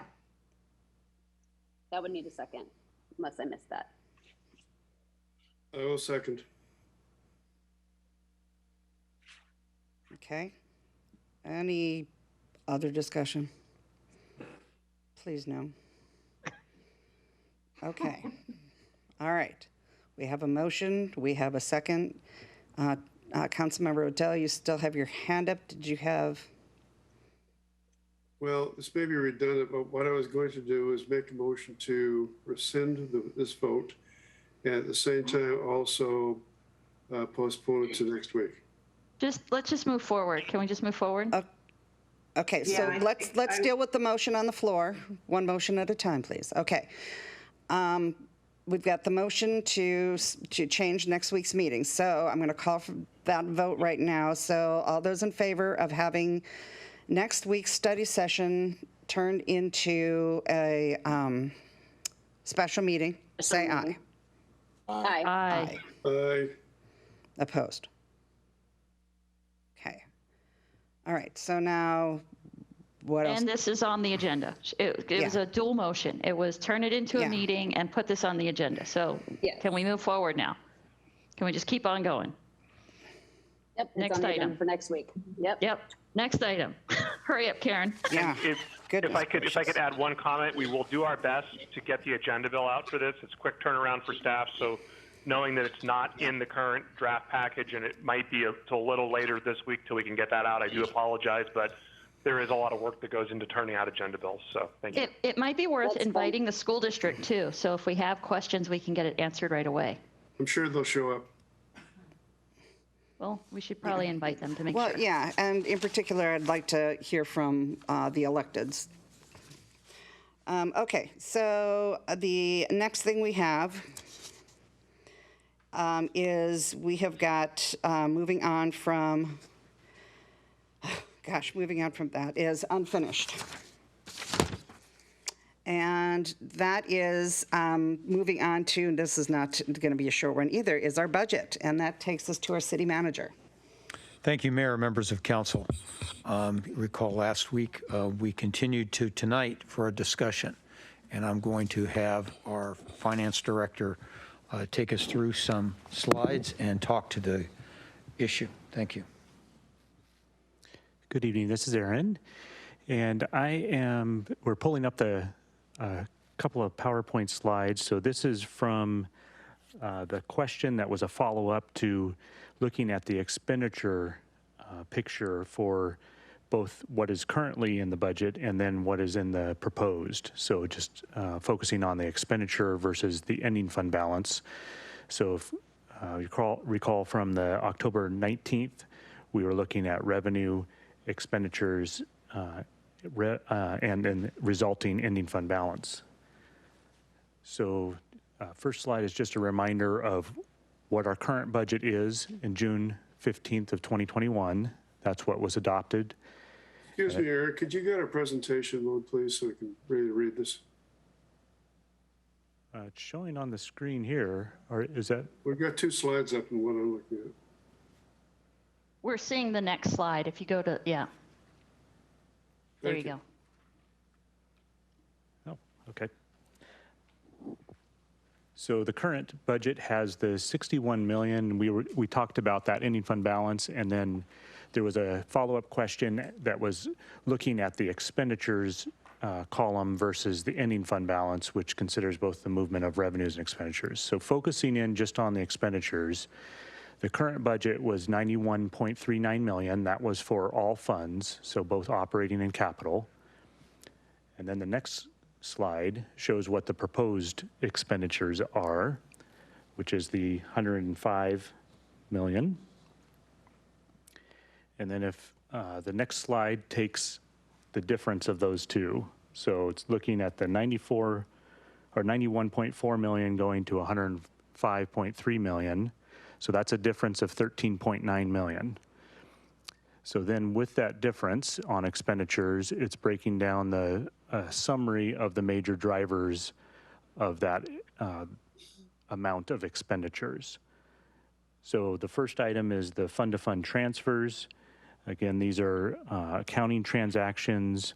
There's no new budget or no new dollars in the sense of cash being added for this. This would be things, the biggest transfer here is the Stormwater operating fund transferring to the Stormwater capital fund. So those transfer transactions are reflected as the accounting transactions. So that's what's totaling up that 3.9 million transfers number. The second category is capital projects. So that's 3.3 million. And then we've added some additional detail here to show what those primary projects were. There's basically three larger ones: the Lewis-Thompson Tight Line, that was 2.3 million. The East Lake Shoreline Road, that was the ELLS. So East Lake Shoreline Road rebuild, that was 800,000.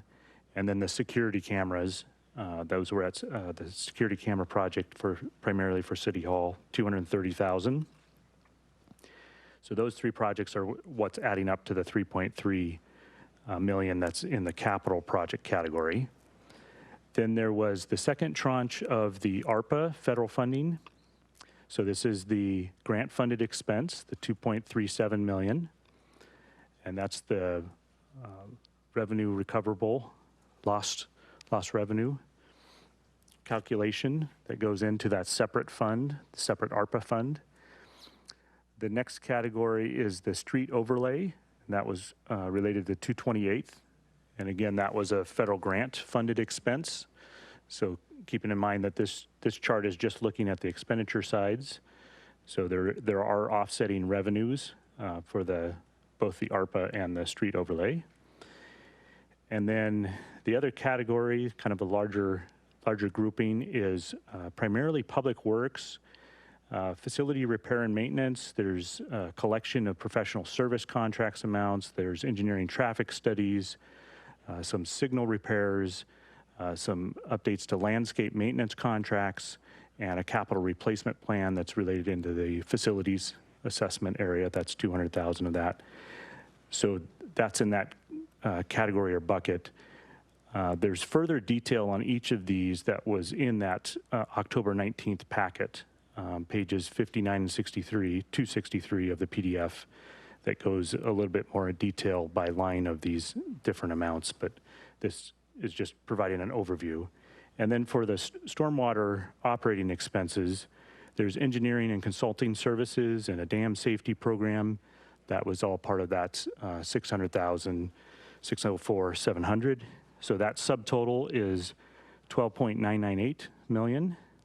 So of the 13.9 million increase in expenditures, 12.998 was in those categories.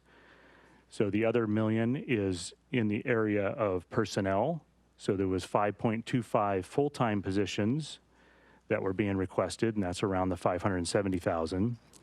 And then there was 3 limited term positions. So recall those are dollars, and then the positions themselves are limited by the term that they're authorized to be paid through. And so that was around 364,000. So that's a summary look at the expenditure side. And then Dave was going to go into a little bit further on the second part of the question, which was more about the vacancy rates and the personnel. So I'll turn it back over to you, Dave. Thank you, Aaron.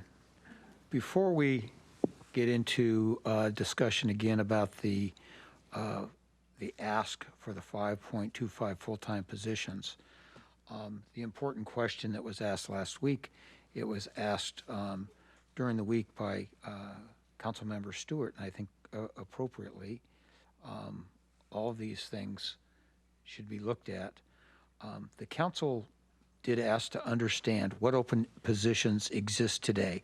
In the package, we provided that. But then how long have they been open was a question, and what are some of the hurdles, barriers to getting them filled? And we discussed that briefly, but I'd like to do that again tonight. And then the other question that was asked was, what do we reasonably believe will be filled over the next year? And that one's difficult given the challenges that we've had this year. So given what positions have been vacant, as of September 30th, and we looked at things monthly and quarterly, that quarter closed out, we currently have 18.25 positions open. But because we've not pursued, we pursued recruitment for all but really one position citywide. A review of the positions opened has found that 50 to 60% of the existing workforce has had a position open over the course of the last year. It's kind of a shockingly high number. A significant percentage of the existing workforce, which really supports the explanation that we've been trying to give the council, is that there are no specific position or positions that are being left open. We've had many positions filled this past year, only to be faced with a continuing high turnover throughout the city. For example, we have 12 maintenance worker positions between Public Works and Parks, and we're currently saddled with 6 current vacancies, in spite of filling many of those same positions earlier this year. It's not the same position that is vacant and that has been left vacant. Just 2 weeks ago, for example, we had a maintenance worker walk in and give his immediate resignation. just after we filled a couple of other positions in that category. We've had difficulty recruiting, but this is not a problem limited to the city of Sammamish alone. Last week, in my weekly meeting with the city managers and city administrators, King County-wide, I heard several other agencies bemoan the fact that they could not fill positions in human resources, in maintenance, in the clerk's office, in engineering positions, building inspectors, accountants, traffic engineering specialists, and others. There is an extremely limited workforce, and many of the employees want a different work environment, so it seems. Recruitments are taking 4 to 6 months to fill, or longer, due to the fact that many applicants are unqualified applicants, or simply we lack a number of suitable applicants making application for open positions. We've been trying to replace our city engineer for many, many months. We tried appointments inside to see how those temporary appointments would go, and we come back to trying to fill them. We had an opportunity to fill, but they took an offer from another city. Very, very limited number of qualified applicants out there. Our staff has been very busy since I came on board. Our 2 key HR personnel resigned for personal or otherwise unstated reasons to take positions elsewhere, so we've been using existing personnel to keep up with recruitments. We have had people leave for a variety of different reasons, from not wanting to wear a mask when they didn't want to vaccinate, to others who consistently left to take jobs closer to home, because travel was extensive, having to drive 90 minutes, or they were moving a significant distance away. Adding to the challenge is that we have a labor agreement that we must respect and abide by, so we maintain a safe, healthy workplace, and that is respectful of this important agreement. We just can't move folks around or switch and or, quote, delegate to other duties as assigned, as the city was more flexible in the past prior to the agreement. This isn't a bad thing. It's just a constraint that we must deal with. Will we be reasonably able to fill these positions in the future? That answer, unfortunately, will only be known when looking back after a significant period of time has passed. I believe we need to keep positions open so that we have the flexibility to continue to fill as we are able. To lower the cap that the council adopted last year, which if you recall, we have about 133.25 FTEs in the city, full-time employee positions.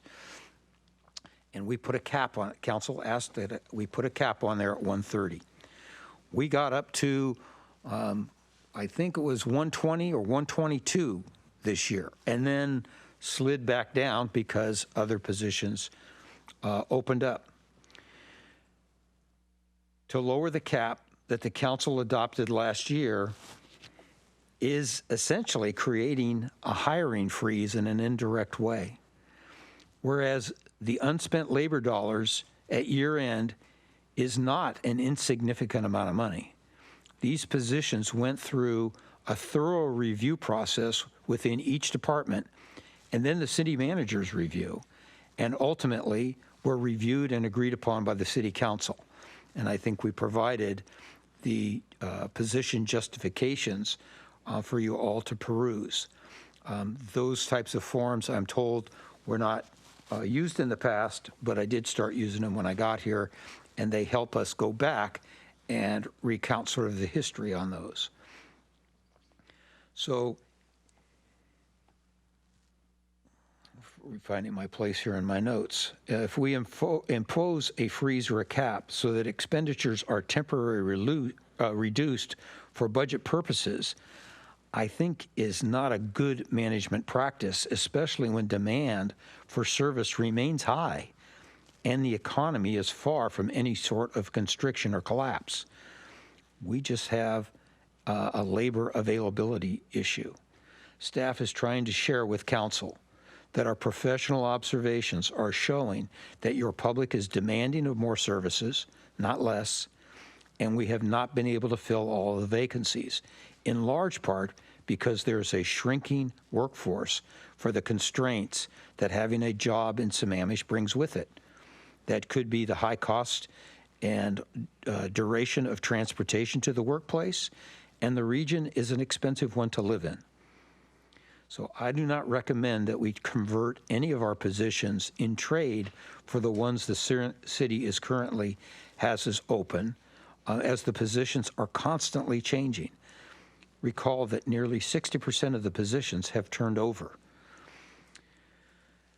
The recommended positions to be added to the workforce by the departments and the city manager are ones that have proven their need because past demand and performance for the talents of the position, or that they cannot be successfully recruited from private companies to meet the demand needed, that is, using the private sector, or the demand by the council and or the public for the specialty needs of the position are unique, and or the specialized nature of the position requires that we hire for that specialty.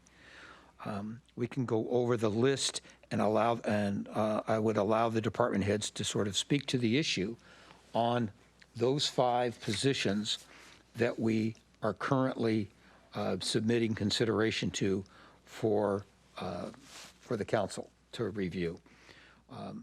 One is a maintenance worker, an irrigation worker, and I'm not sure if Jeff is ready to speak to that or if Anjali is, but this one is a cross-departmental need where the department was continually having problems and used the private sector.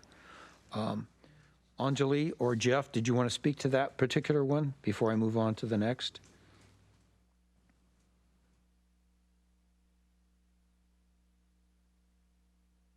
Okay, are they on the participation board?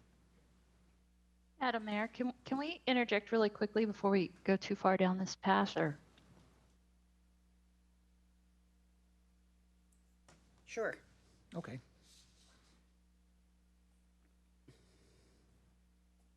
Councilmember Stewart, I think she said go ahead and ask your question. Oh, okay. So a couple of questions. So we moved on. Aaron kind of gave a presentation, and then we kind of blew right past it and went into new position information. And I'd like to go back, if we could, to what Aaron presented, because I'm confused. I think you meant to say page 259 through 263. Is that what you were talking about? Because I really want to understand better the differences in expenditures and which of those expenditures have offsetting revenue.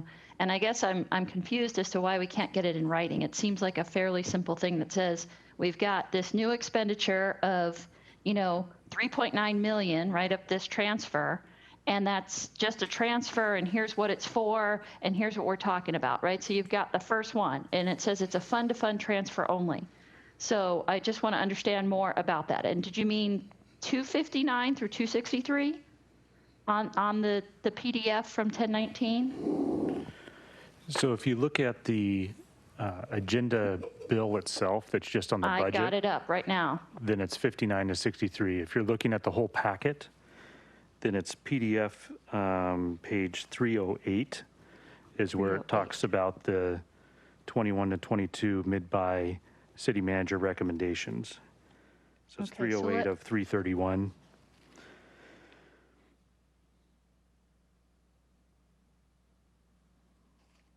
Okay, so page 308. Let's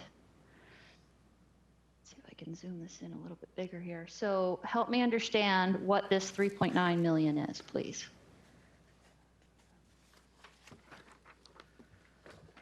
So the 3.9 million, so you have a transfer from the general government CIP fund for the security cameras, that's 230,000. You have No, the 3.9, the first line item. It's not the same as the 3.356, which is the one that has the security cameras. Right, but you're transferring from the general fund to the general fund CIP fund.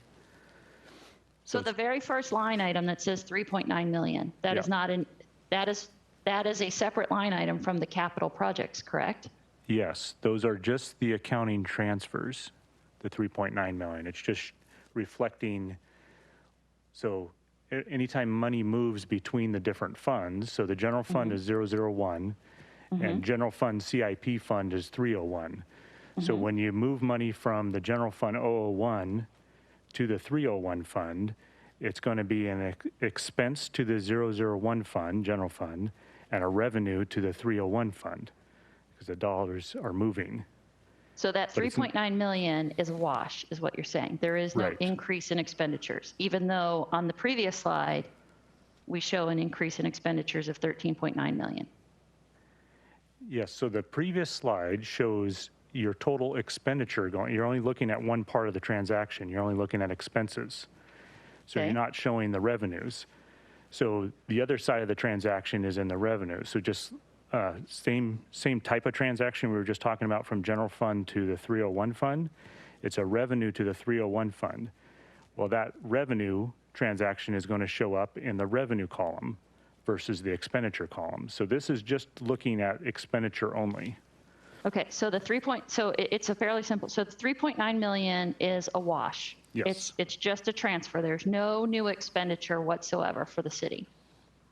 Correct. Just money moving between funds. Okay, so then let's talk about the 3.356 million.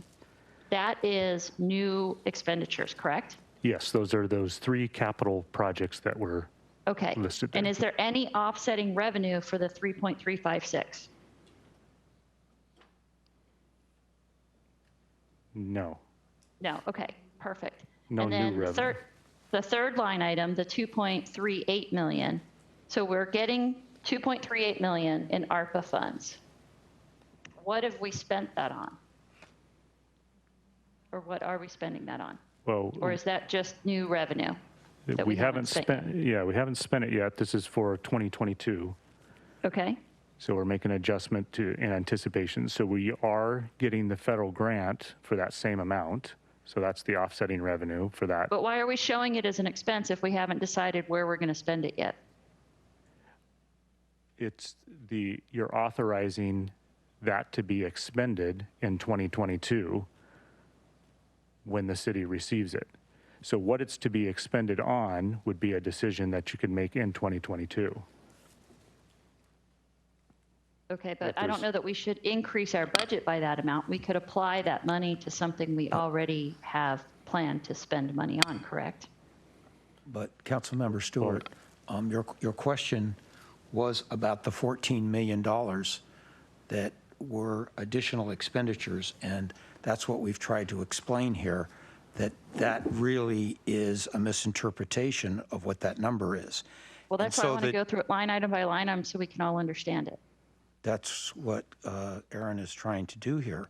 Yeah. And the 2.379 of ARPA funds, if the council wants to anticipate expenditures for that in next year's budget, it needs to be positioned and brought in as an expenditure category from which the council can withdraw funds.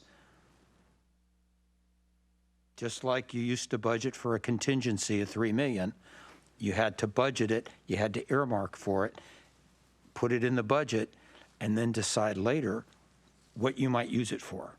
So that's what we're recommending, is just that accounting practice continue. Okay, so it's a wash as well because we're going to get that money in. So how about the 1.5 million for the overlay? Do we have a grant for that whole amount or a grant for only part of that amount? Yes, whole amount. Okay, so that's a wash as well. All right, and then the 1.169 million, is that additional expenditures or is there offsetting revenue for that, or is that just a transfer? These are all expenditures that are showing here. So there Okay. are, you could have some offsetting revenues if it's a peer review type of contract. So that can be captured. So and- shouldn't and- we know that already, though, if this is all just new, or if we have any offsetting revenues? Wouldn't we know that? So the revenues would be over in the revenue side. This is just showing the expenditure side. I understand what it's showing. I'm asking a different question because I'm trying to understand how much we're actually spending above and beyond what we approved last year. That's all I'm trying to get at. Yeah, so this would be expenditure increases in those contracts Okay. is what's being And then requested. the stormwater operating expenses, that's additional expenditures, right? Yes. Okay.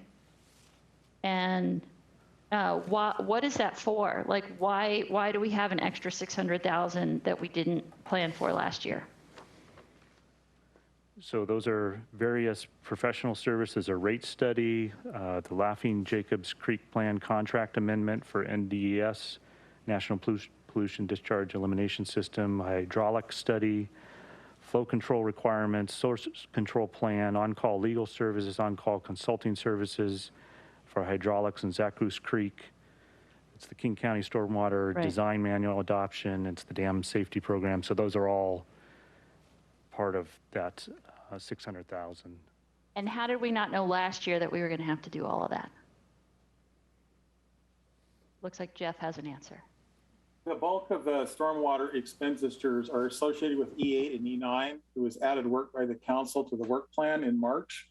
And it was agreed that we would come back at the mid-biennium and plug the hole for funding. Perfect. Funding comes out of the utility rates for stormwater. But the bulk of those dollars are paying for E8 and E9 and bringing that fund back to whole. Excellent. See, super simple answer. I love it.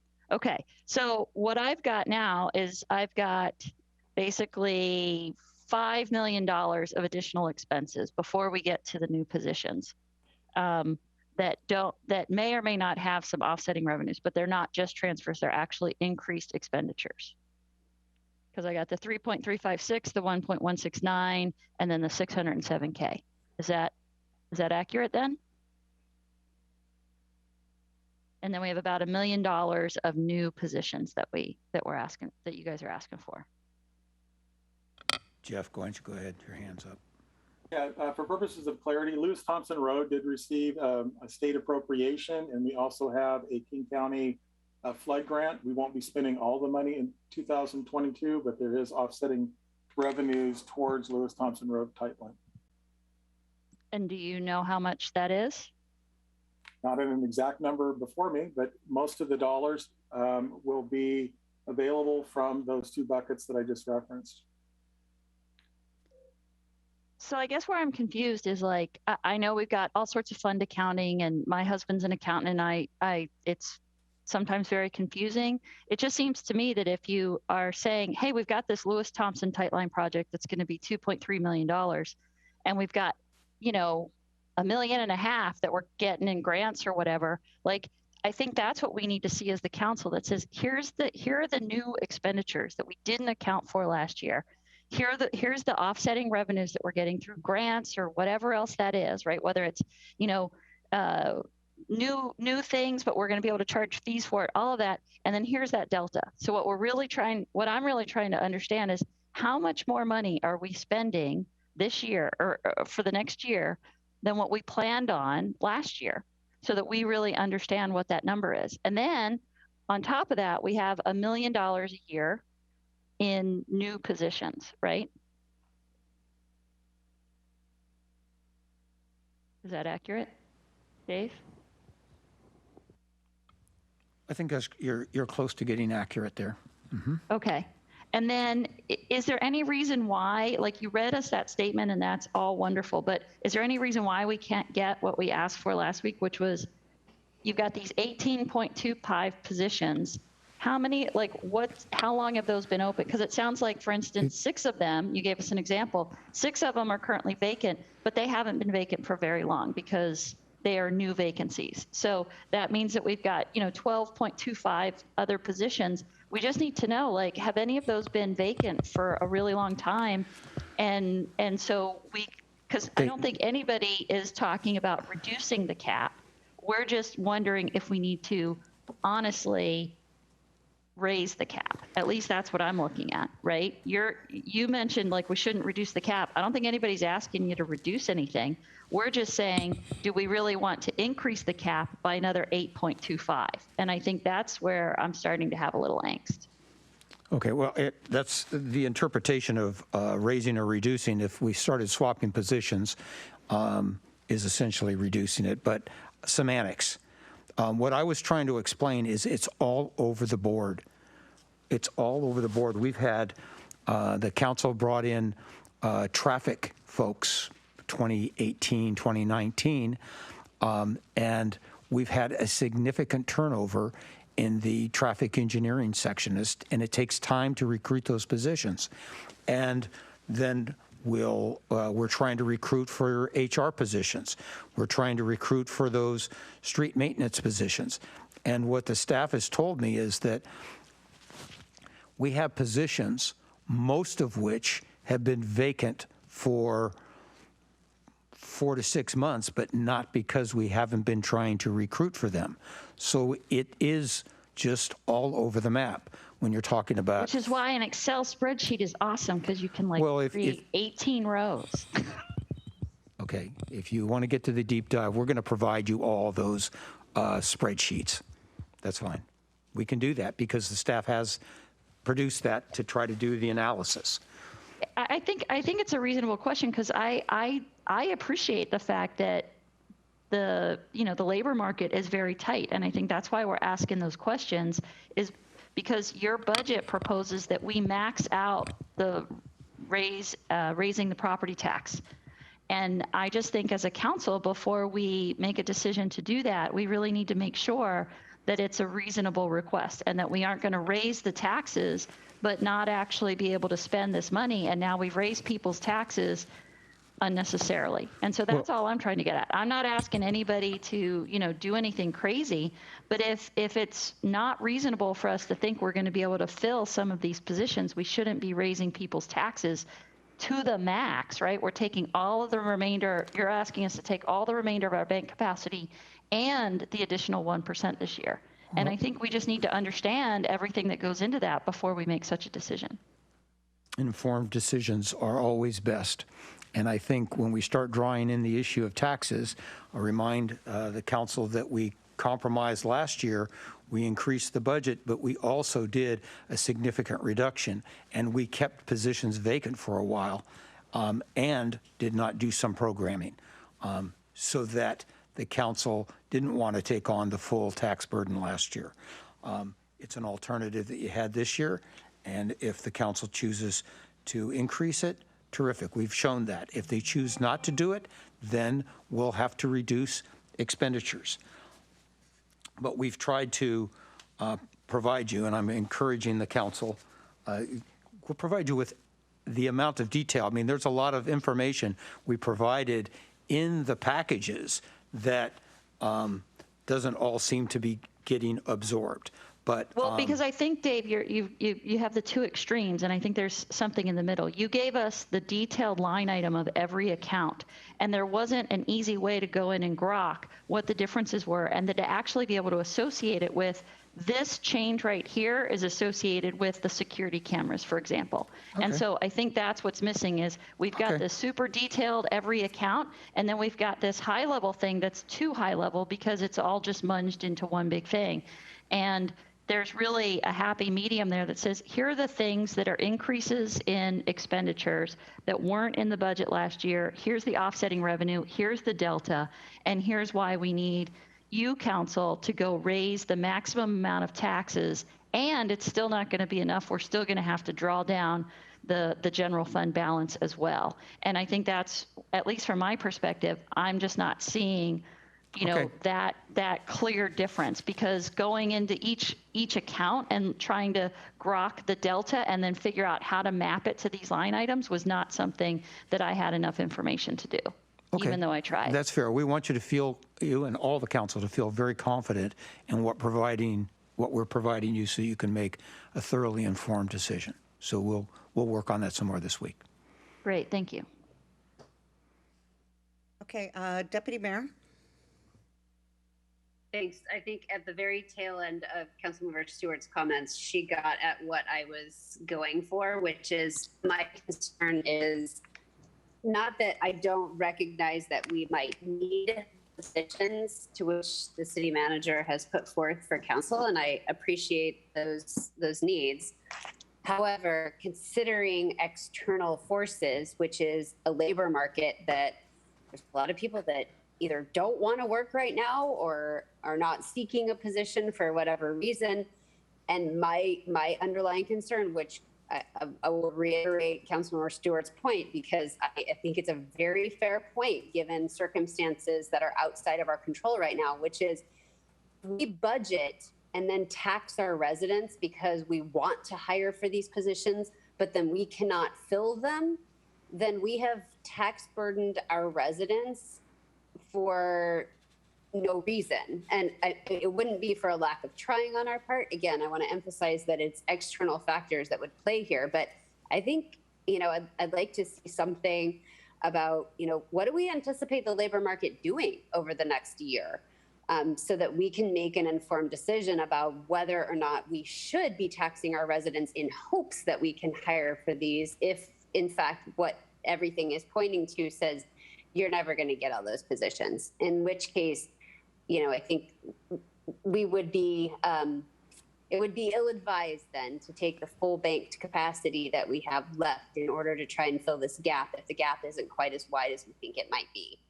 So Understood. I know I'm asking for a crystal ball here, which doesn't exist, but I think as much information as is possible, to that extent would be really helpful. Because again, my fear is that we're not going to fill all these positions. And then, to no fault of our own, but I think, if there's indicators out there on the labor market, I'd sure love to hear about them. I think we understood that. I think you've both been very clear on that point. We'll work on that. Okay, Councilmember Odell. Thanks. I've been doing some plowing through the September FMR and looking at who's spending what percentage of their budget. And a couple of things stick out very sharply. And I think they're both due to the pandemic, particularly supplies this year. We're only 36% of our expenditure level when we should be at 75 because it's the 9th month. And the same thing with services and charges, 40% versus 75. Which one? This would equate to basically close to $1 million right there if that was extrapolated to this year. But I'm having a little trouble because of the way the budget's set up to try to find what the total supplies budget is and the total services and charges are. What I'm used to looking at in a former life and also formerly on the council where we did this is, in addition to what we're given on the 19th, is having a 2021 year-to-date expense level into it as well.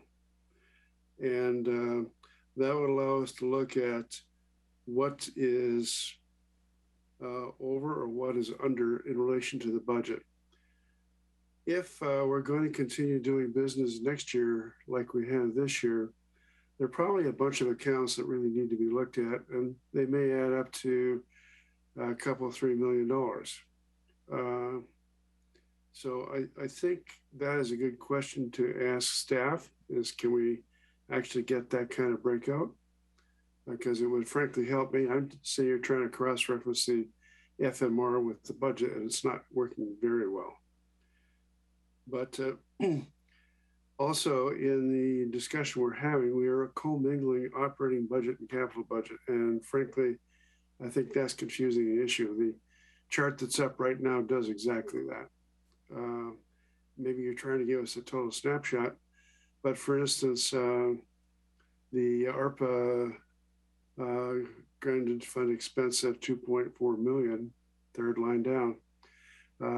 That's a placeholder, but there's really no expense there yet because that's already paid for by grant, which I think is what Council Member Stewart was trying to raise. There are a number of things that I have that I also think on the capital budget side could be looked at. Do we need to really proceed with a city hall update this year? Do we need to do a bunch of other things? I'm trying to find that list right now. Here it is. The city hall renovation, 1.5 million. Fire station 83 improvements, 300K. Inglewood Middle School is in here for 4.5 million. We haven't decided if we're going to do that yet. And if we do decide to do it, when are we going to do it? The Benton Hill Park Master Plan, that's amount of money that possibly could be deferred, as long also a future town center park project for 175. We don't even know what town center is going to look like yet, guys. So for us to try to plan a park might be a little premature. Issaquah Falls City Road Phase 2, 550K. Do we need to do that now? Because frankly, I'm not sure that Phase 2 is very high on anybody's list of favorites for transportation projects. Surface water management, professional services, $550,000, 200% increase in expense without an explanation. That's what the footnotes are for. I'm just getting started. I mean, I'm only partway through this thing, to be honest with you, and doing a fine-tooth comb analysis. But I think if we sat down and had the benefit of looking at a single document that had historic year-to-date stuff on it, along with the budget for that cost center, it would probably tell us a lot, and particularly when we did a roll-up. If we rolled up all supplies into one subtitle under the city, all outside services into another subtitle, they're all grouped in one big lump there, which is very difficult to decipher. I used to have a lot of fun with Lee Soptich at Eastside Fire and Rescue when we went through his budget, and it was a game to find out what was hidden where. I'm not saying you're hiding stuff here, but we may be missing stuff, or we may have stuff in here that's not going to happen because of circumstances. And I think we ought to try to find that out. That's my piece for right now. I will be back. Thank you. Councilmember Ross?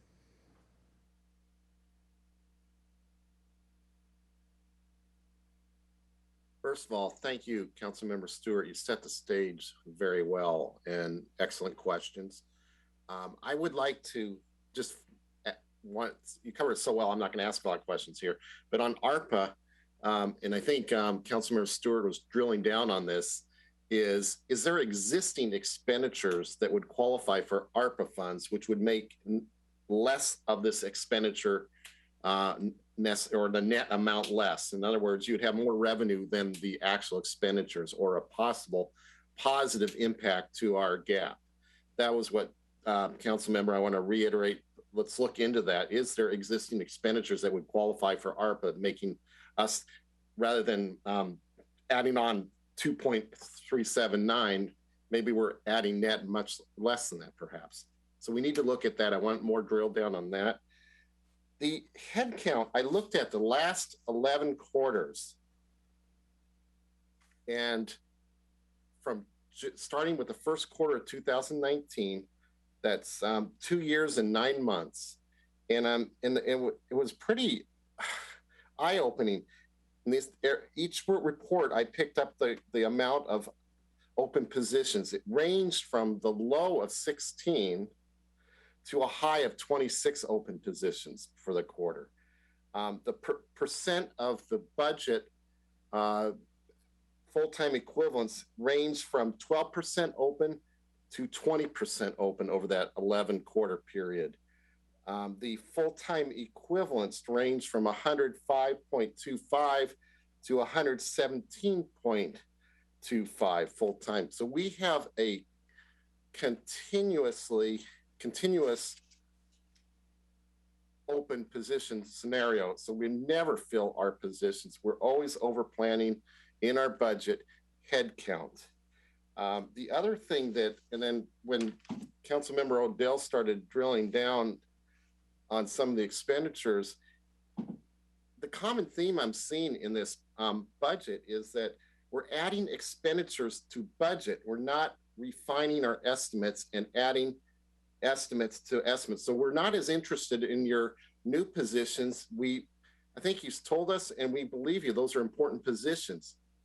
But adding that new expense onto a budgeted amount versus a refined estimate amount, I think we need to drill deeper into this scenario so we can see that, hey, we can reduce this category for this buy-in and mid-buy, and that will help pay for some of these new important priorities. I don't see a shifting of priorities. I see an addition of priorities to budget, and that's not a good budgeting approach from my experience. Thank you.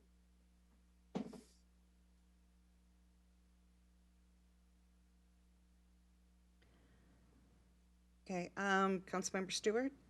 Yeah, I'm sorry. One thing I forgot to ask about too, for at least one or two, I believe, of these new positions, you had also mentioned that they would be somewhat, if not fully, self-funded through fees.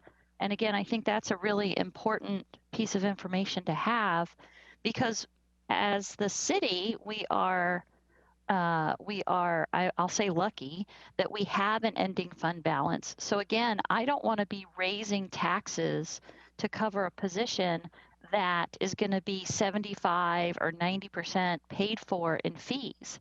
So let's understand that offset as well for those positions, because there's no need for us to increase that if we have to dip into, if you were to miraculously fill all of those positions all at one time and the fees weren't coming in yet, then you could come back to council and say, we need X amount from the ending fund balance to cover this until we start collecting the fees.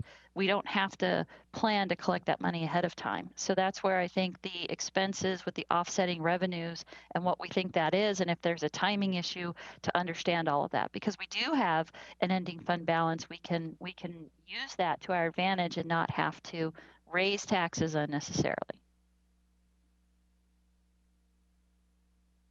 That is a budgeting approach. I think there's more accountability for plugging in some numbers there, because as staff and I've discussed, there's a desire to get some of these positions more fully funded, but the city doesn't have a policy on how much they charge. That's part of the study that David Pyle and his group are trying to do, and we'll come back to the council with a little more policy direction on that.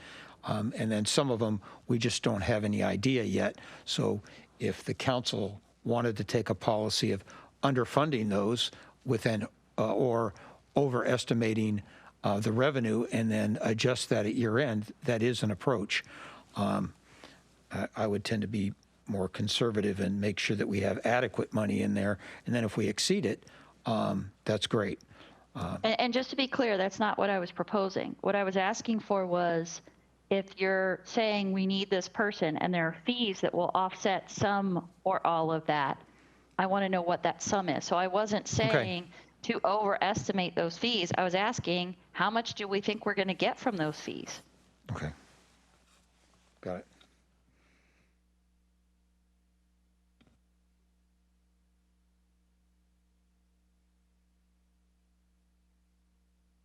Okay, I think we're... And just to be clear, if it's possible to get this stuff in, in writing before the meeting, it's really hard when you read a statement or when Aaron, reviews something and it's mostly verbal. It's very hard, at least for me, to kind of do the math. And so it would be great if we could get that in writing ahead of time.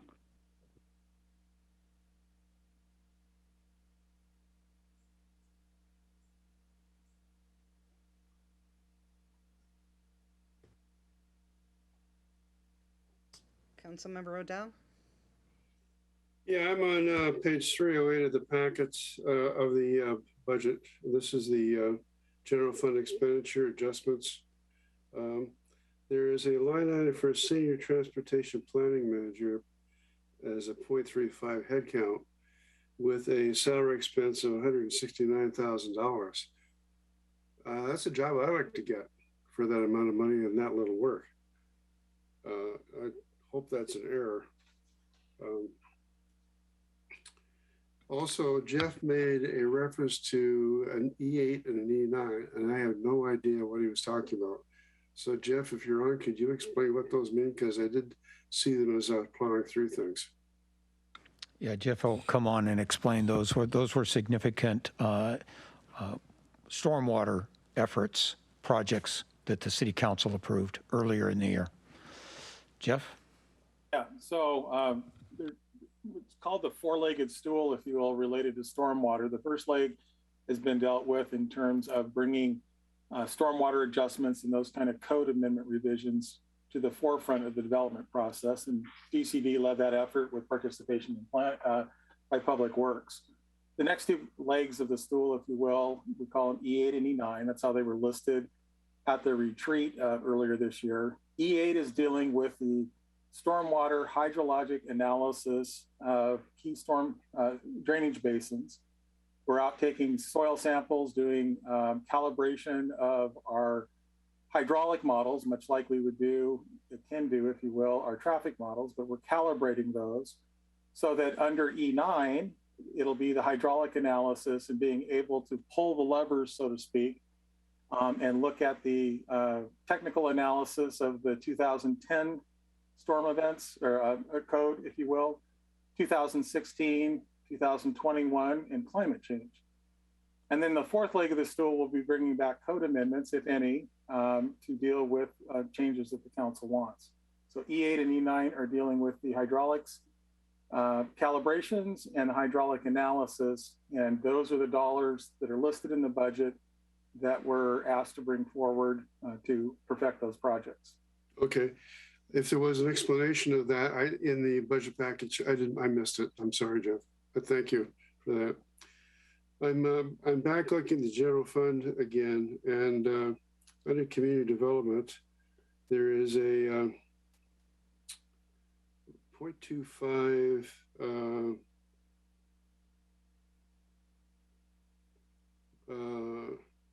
charges including vehicle, 0.25 headcount for 95,600. This is on page 309 of the October 19th meeting packet. 0.25 for 95,600 looks like an error or something.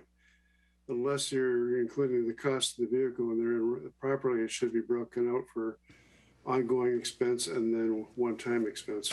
Tom, can you repeat where you're at? I'm on page 309 of the budget book. 309 and 331. Thank you. Yep. Hi, this is Lori Weil, Senior Budget and Rates Analyst. I can explain that line item. Yeah. What that position is for, it's to convert 0.75 of a building inspector to a higher level, to a combination inspector. So it's a conversion of a position to a higher level, plus the addition of a 0.25 FTE. We're going from a 3/4 time building inspector to a 1.0 combo inspector, plus the cost of a new vehicle and some minimal supply charges. It's also an upgrade in the position too? Yes, it is.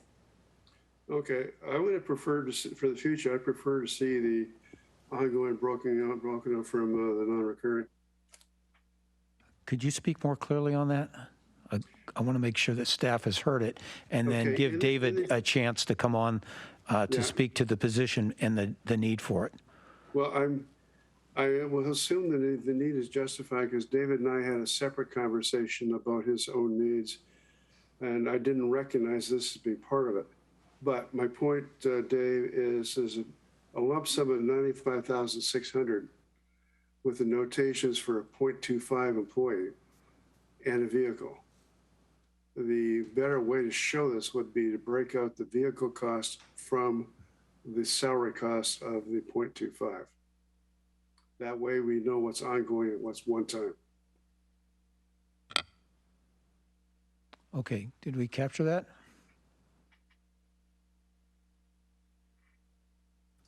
Okay, thank you. I'll get off the floor for now. Might be back. Thank you.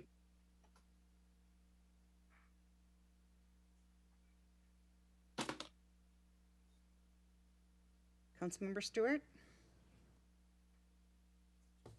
Yeah, on Councilmember Odell's point, it is a good one as well, because does that person, so we already have a person, right, a 0.75 person, do they not already have a vehicle that they're using? Why do we need a whole new vehicle if we're only taking them from 3/4 time to full time?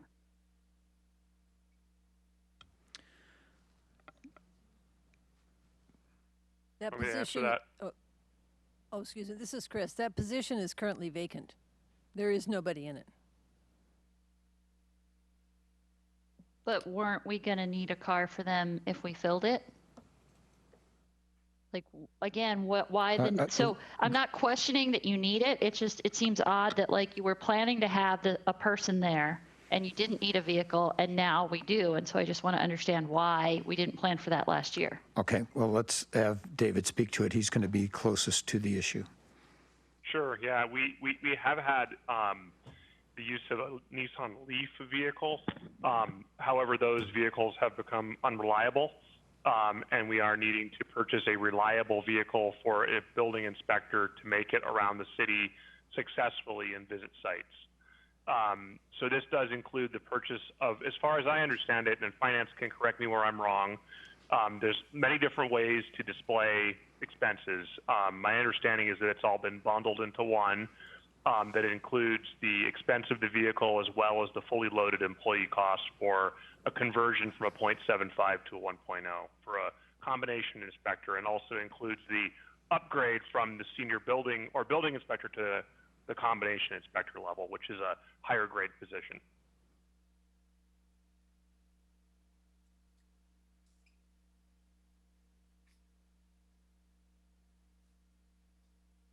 Is that helpful? Well, I think what I heard was it's not a new vehicle, it's that you have to replace a vehicle, and isn't vehicle replacement done in a different place than here where because David said they have a Nissan Leaf, but it's now unreliable. So it sounds like the Nissan Leaf needs to be replaced.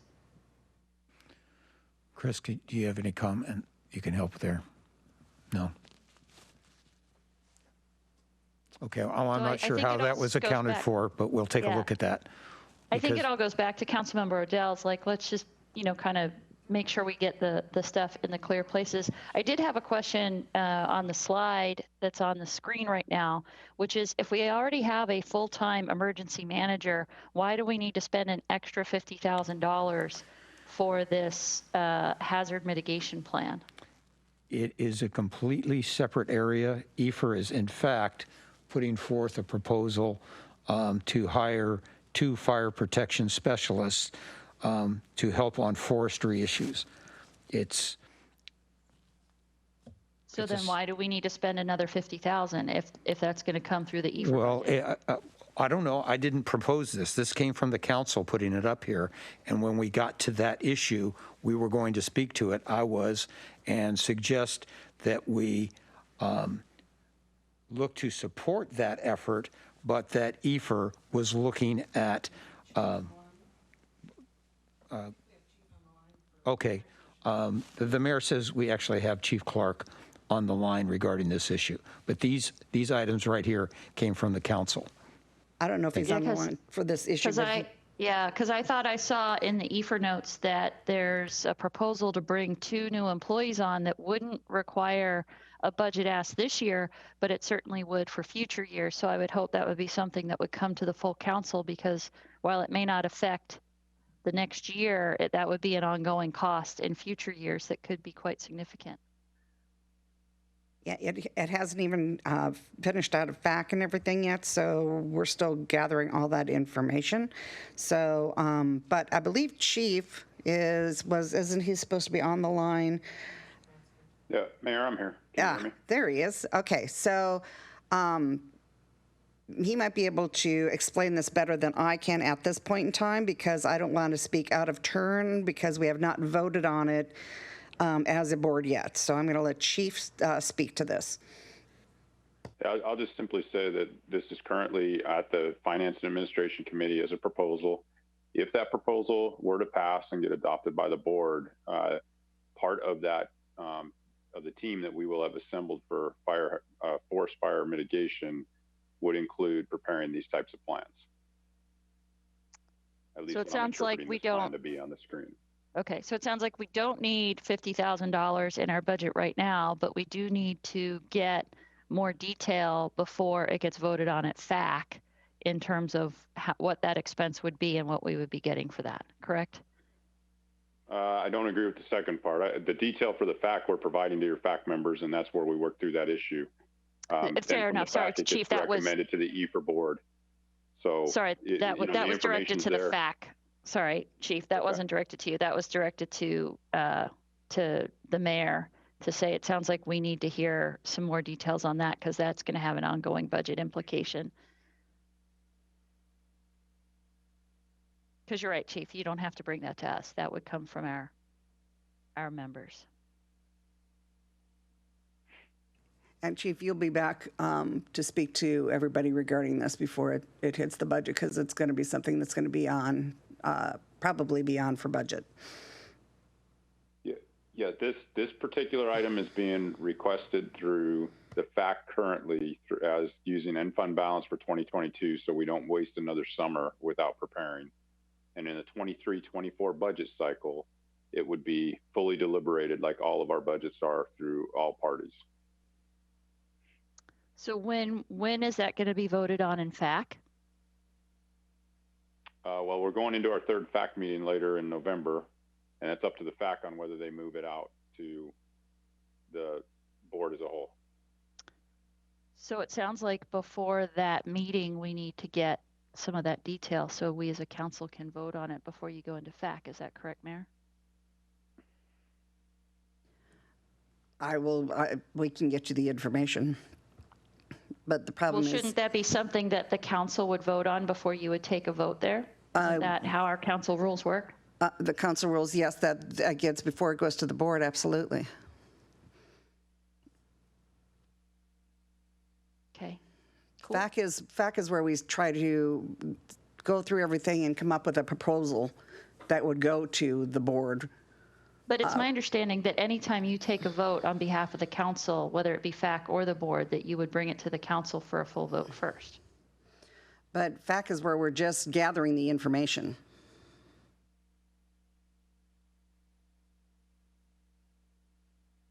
But you would take, okay, well, we can take this offline, but it's my understanding that council rules are that before any council member votes in any regional board on behalf of the council, that information and decision comes before the full council and we vote on it. It does. And then you, okay.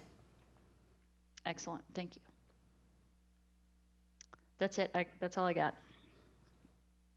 Okay, Councilmember Odell. Thanks. Simple request, at least I hope it's simple. Can we get a list of all the vehicles that are being requested in this budget, either as new buys or replacements? And let's look at what we're doing here. I'm surprised that the Leafs need replacement already because they are not that old, frankly. And if there's a reliability problem, maybe that's something to take up with Nissan.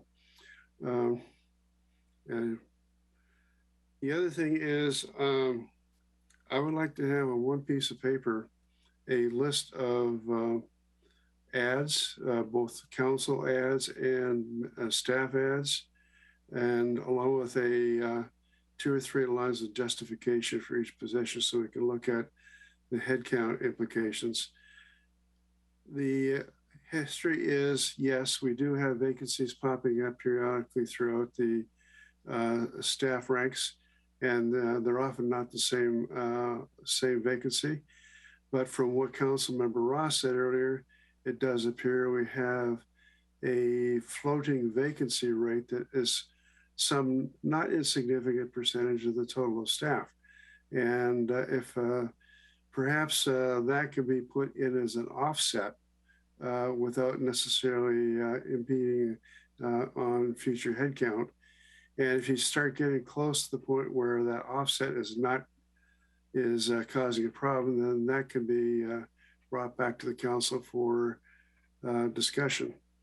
But normally you plan for a vacancy rate. You also have to plan in some cases for vacation coverage. We had to do it in the airline business. We had to count on the fact our pilots and flight attendants were going to be on vacation some of the time. So that went in our headcount calculations.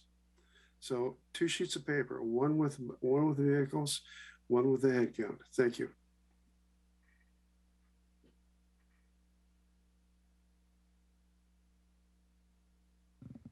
We'll see what we can put together and provide in that regards. Here we don't, unless we have a mandatory staffing issue, we don't look to add additional costs for vacation and staffing for vacation coverage. It might apply in the union ranks, though, Dave. Pardon me? It might apply in the union ranks. That's where I ran into it. Well, I don't want to get into debating that issue. You've got mandatory staffing for your flight people and those types of things.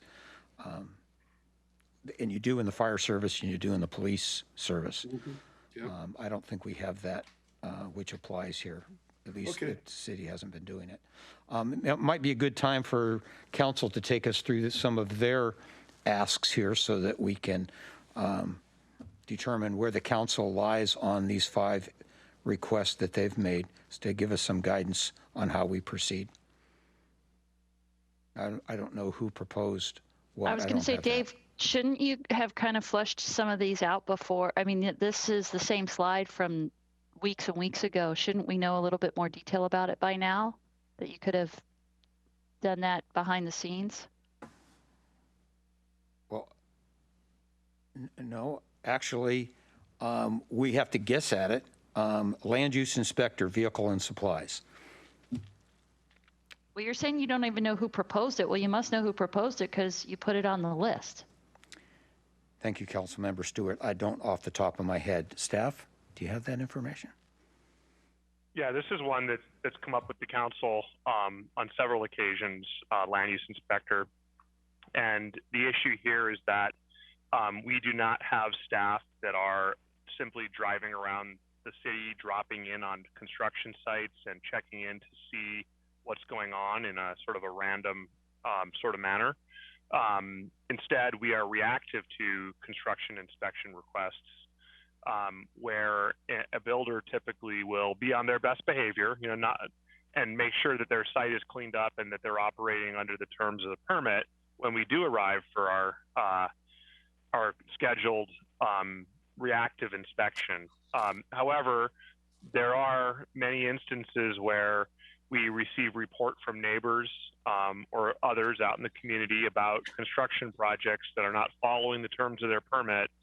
And the reason why this happens is because the builders know that the city is not out visiting sites, but for in the reactive manner when necessary inspections are scheduled. So the idea here is that if the council is interested in cleaning up construction behavior in the city, having an inspector that is able to drop in on construction sites and perform inspections will definitely help change behavior on the part of builders and will ensure that we are able to check in to see what's happening in between the scheduled reactive inspections that are occurring. So this is one that really offers the council opportunity to add a staff person that can be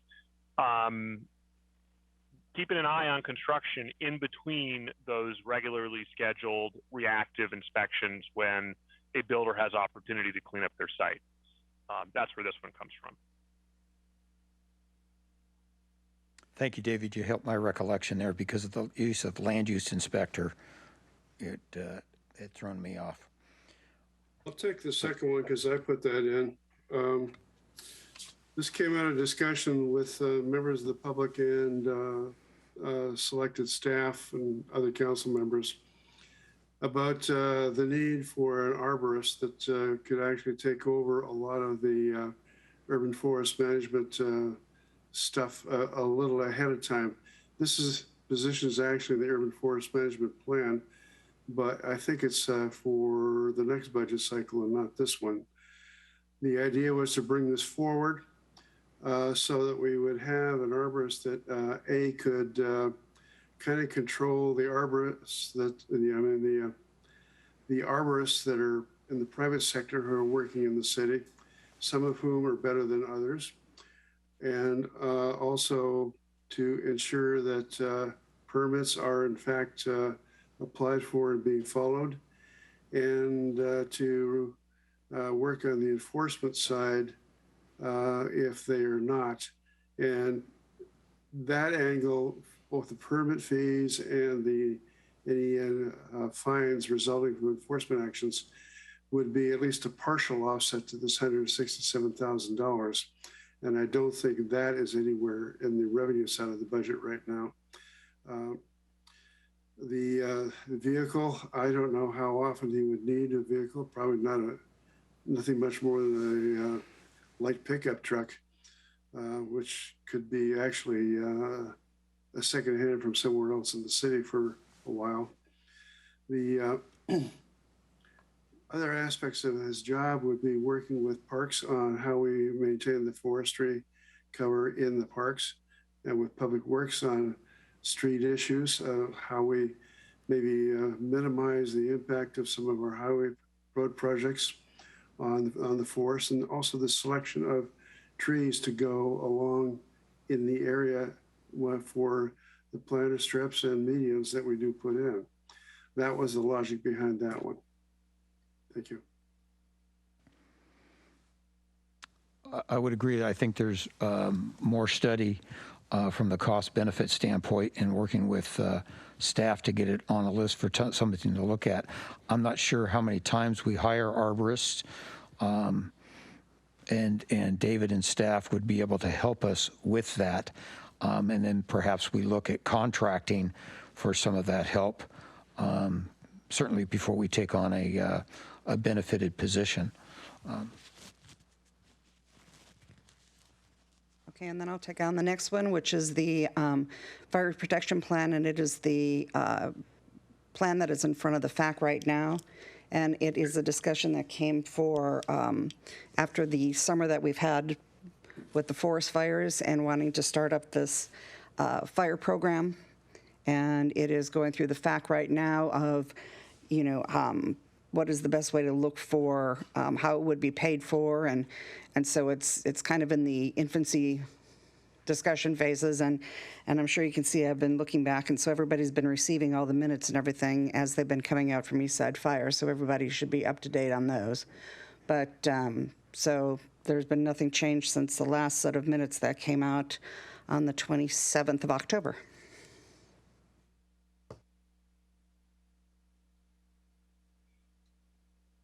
Before we move on, Dave, on that second item, it'd be nice to show a net number as opposed to the gross number, but that will require a little research on somebody's part.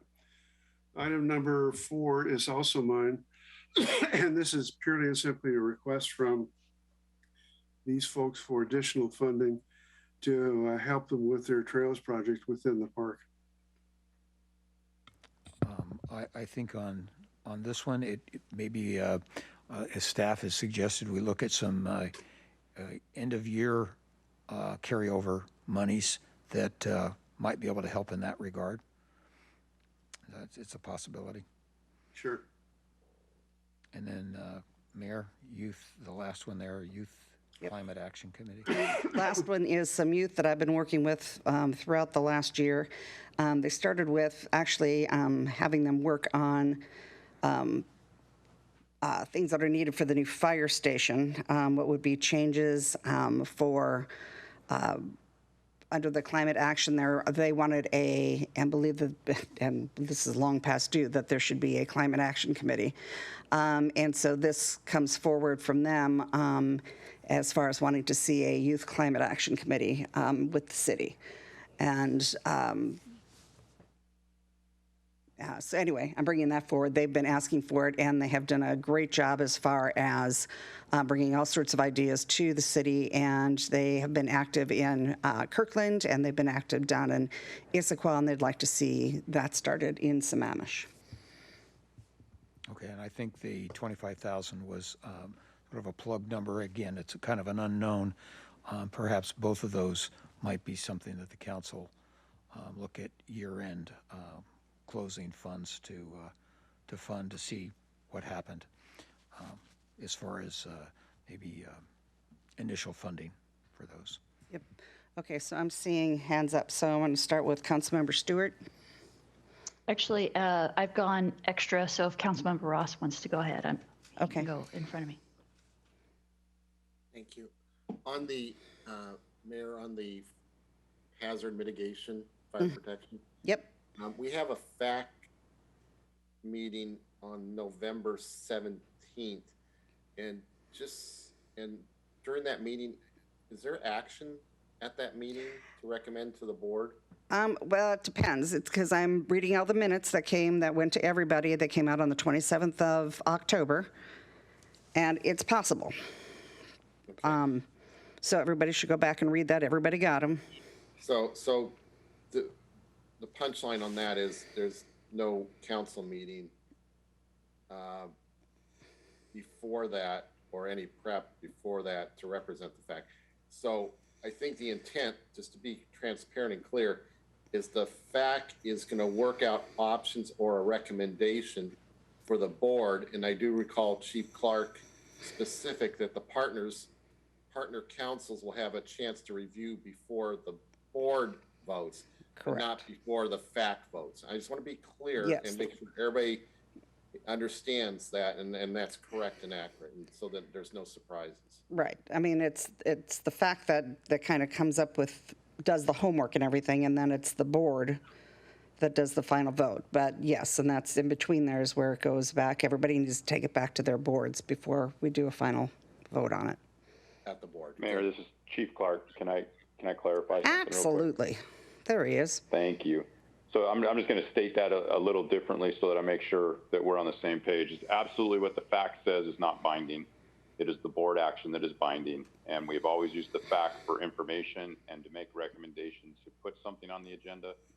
This would be slated at the earliest to be on our December agenda at EFER. And if there's more time needed in order to educate councils or boards of commissions, then we can take that. And that's something that can be considered in our FAC when we decide which meeting to recommend this to at EFER.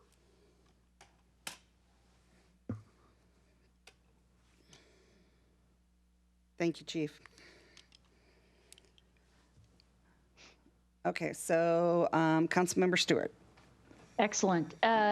Just a point of clarification, Madam Mayor, I don't see any minutes from anyone from the last FAC meeting. I know I went out and looked on the EFER site and got that information, but I don't think that those did, in fact, get sent out, just so you know. Yeah, likewise. I don't have them either. Yeah. So just starting from the top here, and Dave, you kind of touched on it with the arborist. I like the idea of having an inspector to do drop-in inspections, but do we actually have enough work to keep someone employed full-time? I don't know that we have that much construction going on around the city right now.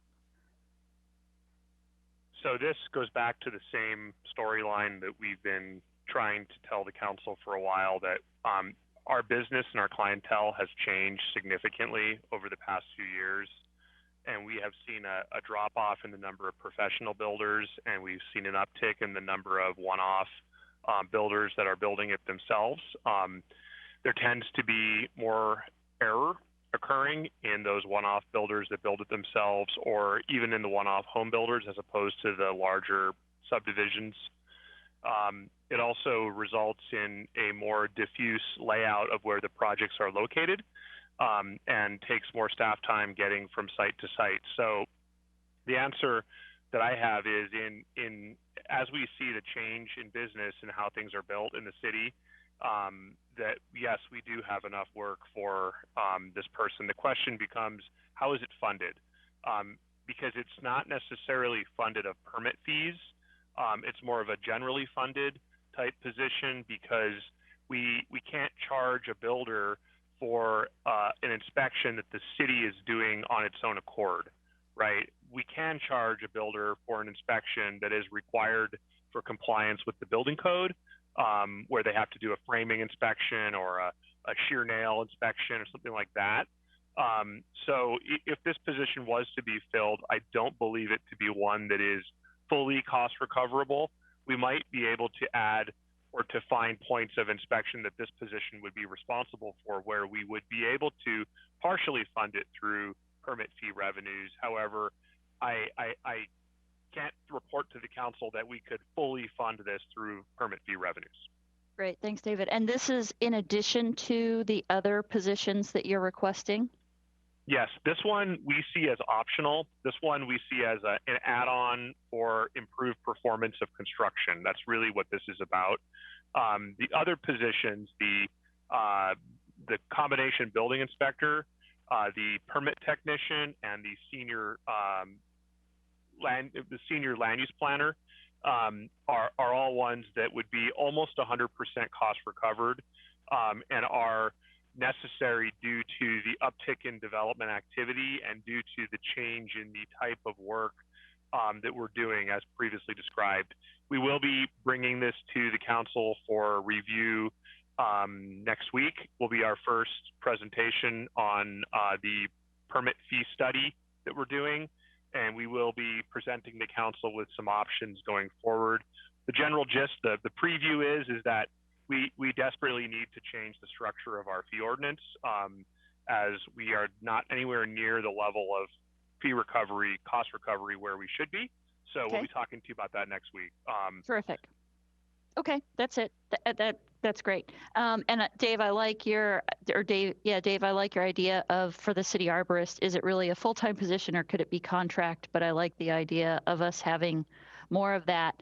Again, this hazard mitigation plan for forestry, I think it's way premature. Reading through the FAC minutes, even if this moves forward, if the chief moves forward with this, it sounds like there is money in the budget to do it for the next year.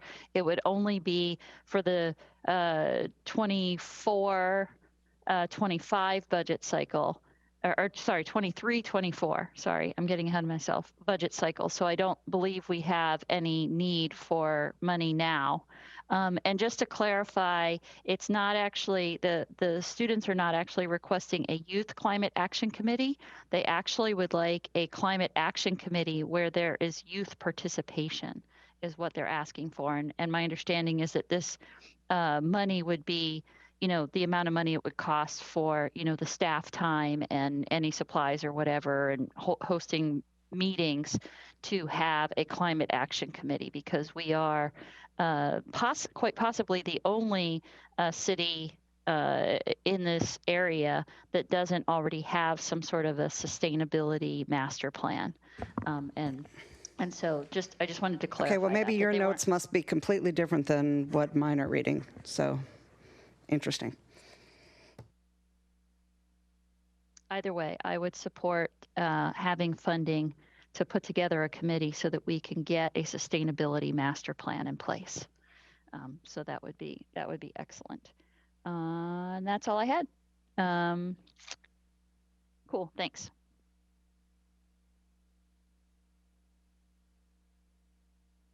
Councilmember Odell? Are we still funding the farmer's market? Nope. Are we still funding this farmer's market? I sent out Angelique created a document that I forwarded to the council, I think a week ago, and I think we folded it into my biweekly as well, that the staff's recommendation was, and I agreed with them, that unless the council felt differently, we would go another year based on how they operated this year. That is, I think we did a special use permit. If the council wants to move forward with putting out the bid, we need to do that right away. And if the council was still thinking about perhaps bringing that in-house, I would say that there's a lot higher priorities in this budget than the staff time it would take to try to bring that in-house based on what staff has provided me. Anjali, are you still available? Dave, the reason I ask is there's a line item for 10K in the budget. I couldn't understand you. There's a line item for $10,000 in the budget. Okay. Anjali?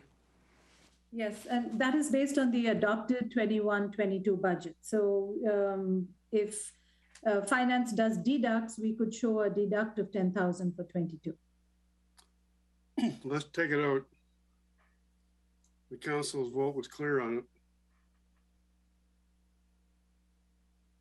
Can do. Well, we're going to go back through and have department heads rescan their budgets and see what their spending is to date and what they feel comfortable with, and then re-scrutinize that. And ones like that can pop up. But Excellent. I think if council has some other things that they can identify to it, please send it over to me, copy the department head, and we can talk about those particular ones offline. I'll do that as I find them. All right, thank you.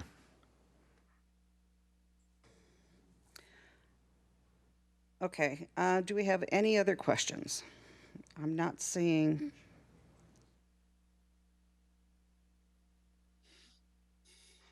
I think that's it.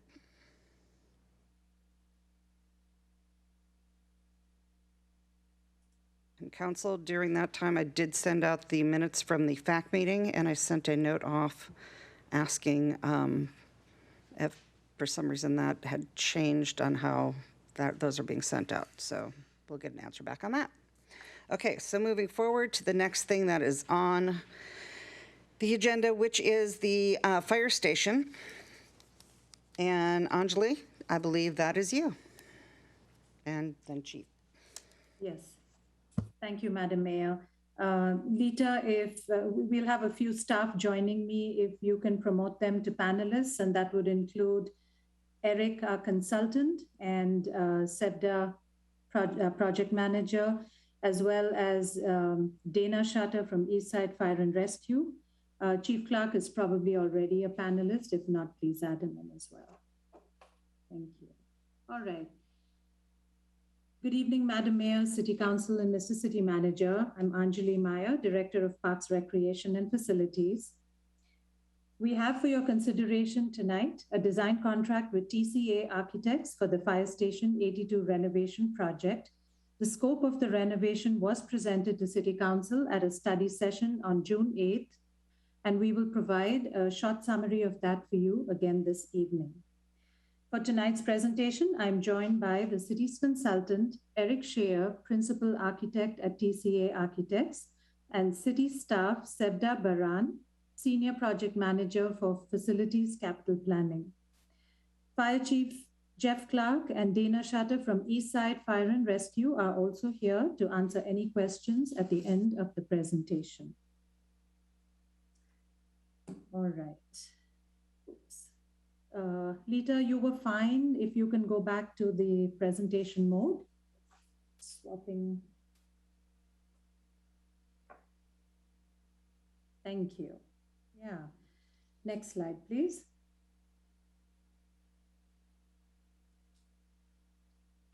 So here is an outline of the presentation. We will go over the objectives, summarize previous studies done in 2018 and earlier this year, review the budget estimates and contract fee, as well as the timeline. Next slide, please. And Lita, for some reason, it popped back to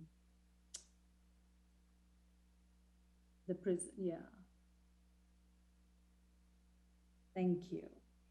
Staff is looking for 2 recommendations from council tonight: to authorize the city manager to sign a design contract for the Fire Station 82 renovations, and by doing so, approve the scope of the renovation and associated project costs of $6 million. I'll hand it over to Eric to cover the next few slides.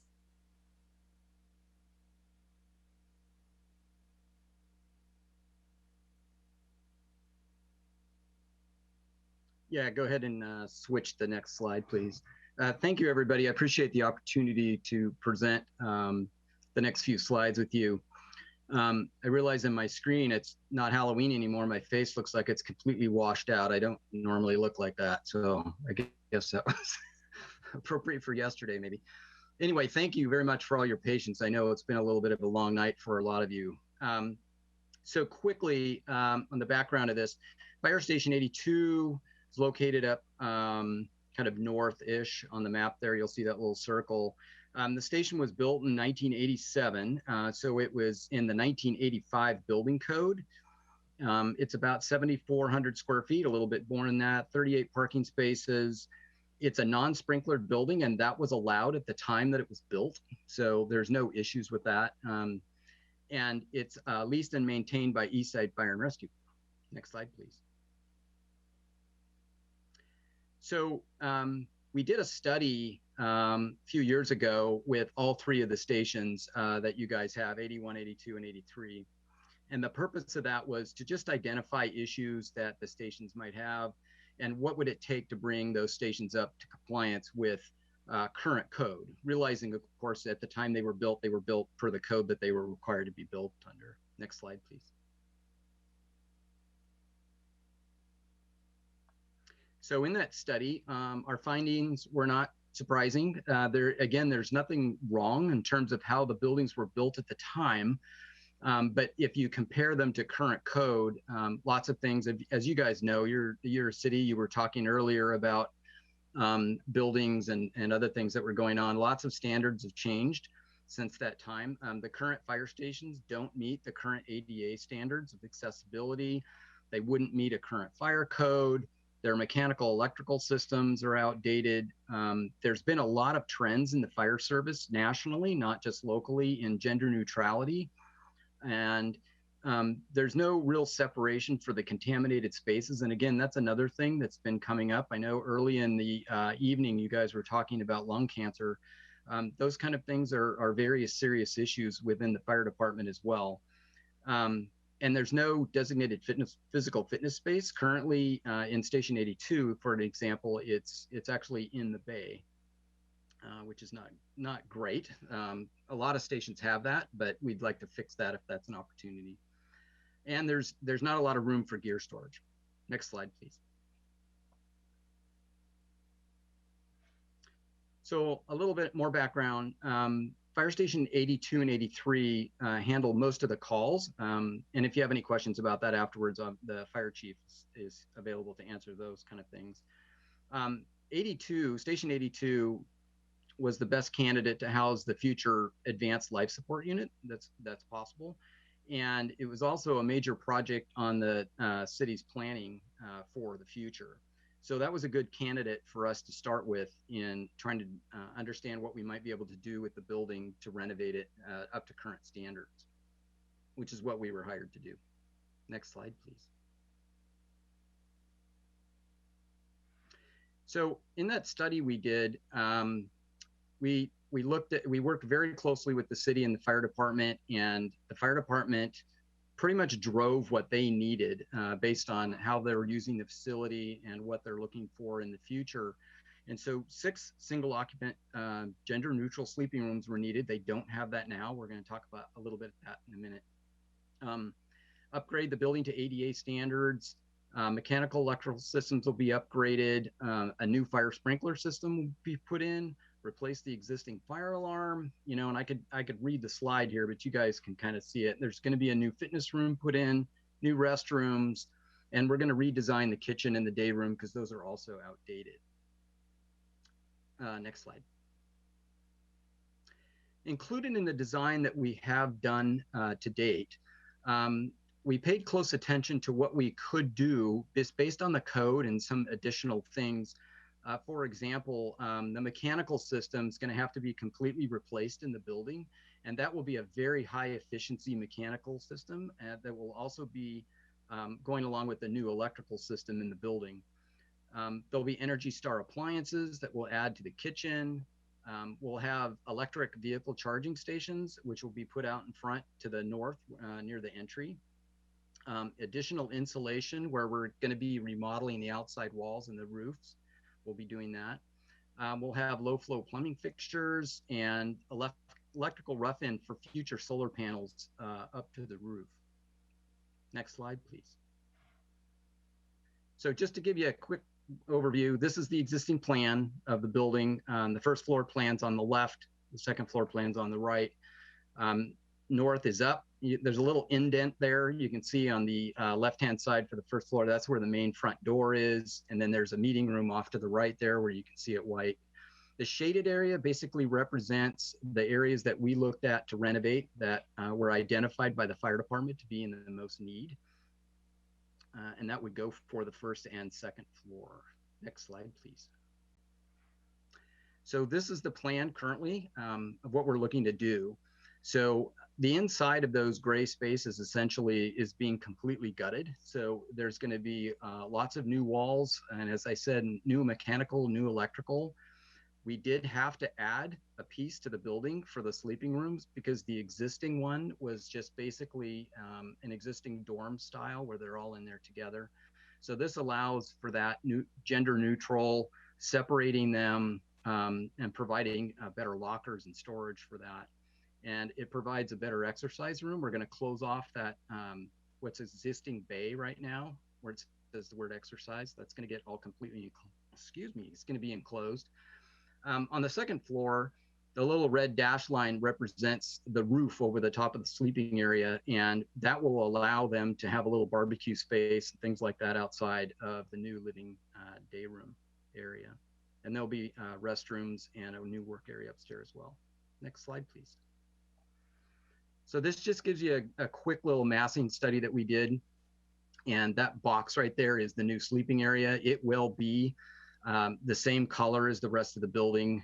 We just didn't do it that way on the massing study for various reasons, but they'll be the same color around. It'll look like it was designed in the building from the start. That will be the intent. Next slide, please.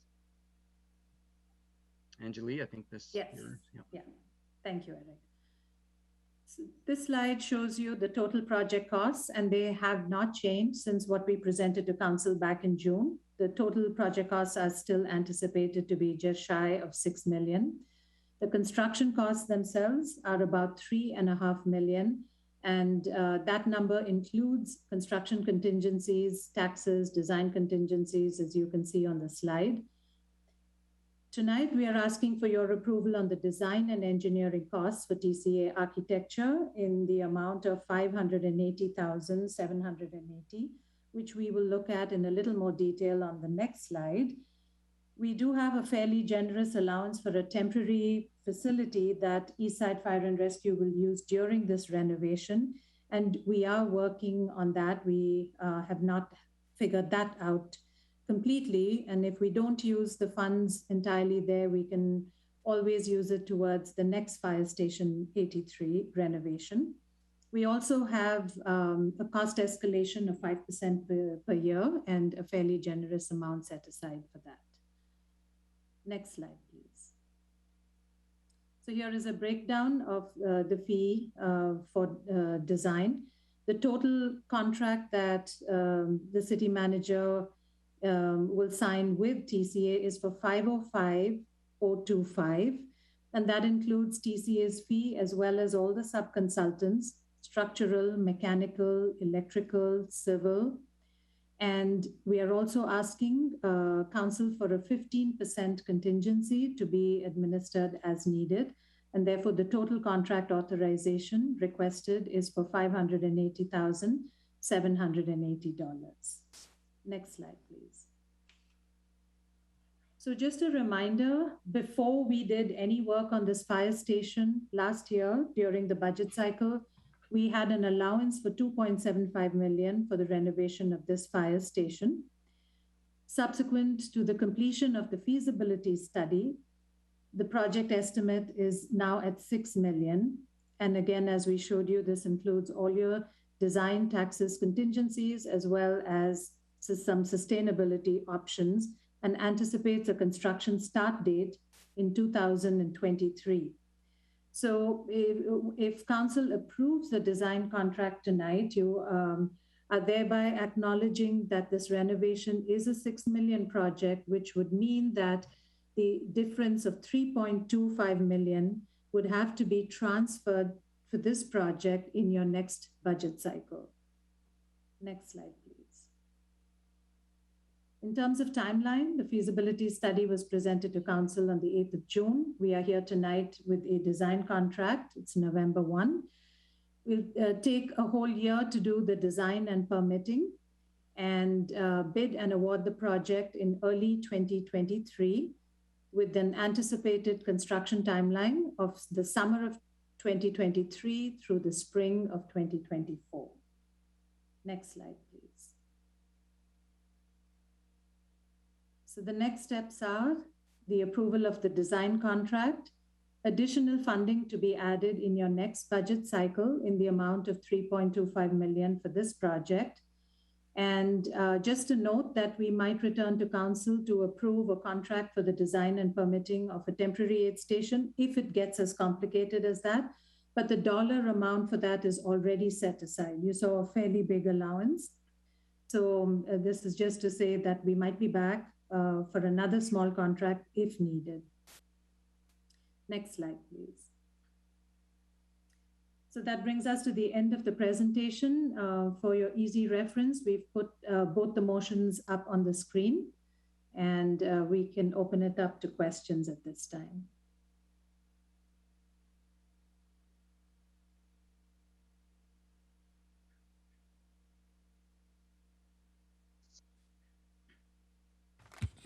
Let me just take a moment. The mayor had to step away from the desk for a moment. So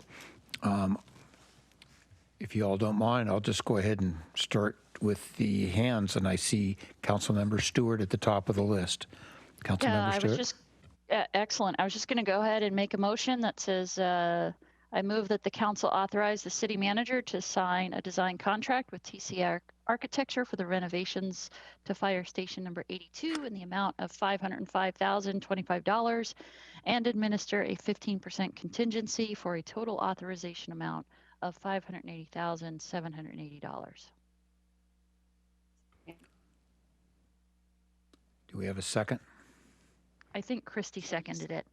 Oh, couldn't hear that here. So Christy did second it, just for the clerk? Okay. Yes. Then discussion, Councilmember Odell has his hand up. Yeah. First of all, a question. Where does the kitchen go? It's upstairs in the second floor, which is where it is currently. That's where it is. We're just essentially making it a little bigger with new appliances, new countertops. It's pretty old now. Firefighters are great when they're responding to things. They're not too great with kitchen countertops. So not their doing. It's a 24-hour a day facility with different shifts. So it's being used all the time. Yeah, I know. So, yeah. I was on the IFRA board for 3 years. Oh, there you go. Yep. Okay.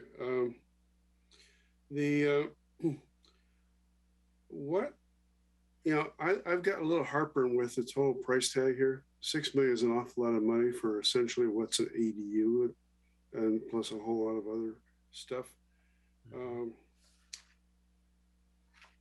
If you just built the sleeping area to start with, moved people in there, and then did renovation a little bit at a time,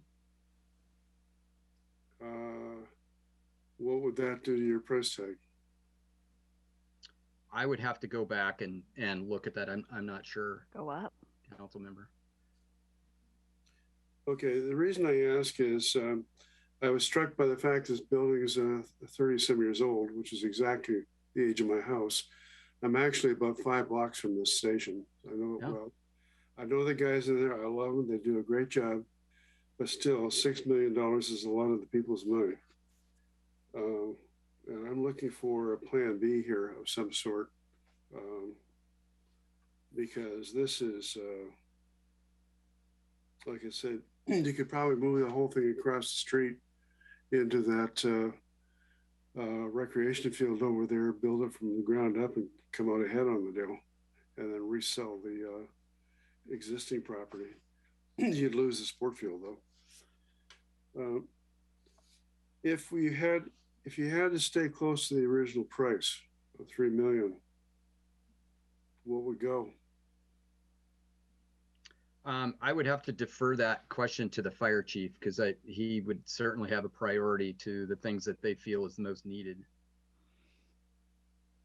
So I'm here. Can you hear me okay? I can hear you fine, Jeff. All right. Thanks, Tom. Hi, by the way. So listen, we brought this to the city in 2017, and we worked through a feasibility study. Part of that feasibility study was whether to remodel or build a brand new station, and that's for both the stations 82 and 83. Based on that feasibility study and the comprehensive review of the staff at that time, it was determined to do the remodel. It was at least half the price. I can tell you that Bellevue is building a station, and they're going to be paying $15+ million to build a brand new station. What we want to fix is what is outdated: the safety systems, the ADA, the ventilation systems, and the exercise piece. The bedrooms are the gender neutrality on both the bathrooms and the bedrooms are also very important. If you were only to build the bedrooms, you wouldn't address all those other issues. And once you start to substantially change a building, all the codes come into play, and we have to catch the building up to the codes. I don't believe there is a way to cut the cost of this project down significantly. We haven't added any frills at all to this project. We have been trying since 2017 to do both of the stations. And as time goes on, the cost continues to go up. As you know, the cost of building goes up in time. And I think if you don't do it all now, you're just going to cost yourself more incrementally as you piece this together. What's your thinking on temporary quarters? Well, we have lots of kettles in the fire right now, trying to find out if there's one that we can use that somebody else is currently using if the timing works out. We have an option internally if the timing works out properly, but basically it'll be some kind of a trailer there on location. We'll continue to use one of the bays for an aid response because the bays will have minimal impact and or park out front, and then we'll use Station 81 overnight for excess if we can only put a 2-person crew up there at night during some of the peak times of the construction. But that will be forthcoming as we get closer as well. Okay. During the construction of Issaquah Falls City Road, when the bridge got closed down, there was talk about putting a facility somewhere east of there. Did that ever get done? We ended up using an RV for that and a cover. That's one of the possible solutions, is using the facility for that. But that's a timing issue, and that hit right when COVID-19 hit, and the border with Canada closed, and the vendor that we purchased from was from Canada, so things got tied up there. We're still working through the nuances there. So again, the temporary station, it will ultimately depend on timing and when the actual go time is for this project once we design it and we get it on the ground. So I'll have a lot more on the temporary station as we get farther into next year. I was wondering if you was like the temporary facilities they use in the oil fields in North Dakota. I've never been to the oil fields in North Dakota, so I know we're basically looking at a job shack or a glorified job shack of some kind. Yeah, but yeah, it's basically a trailer on wheels with looking like a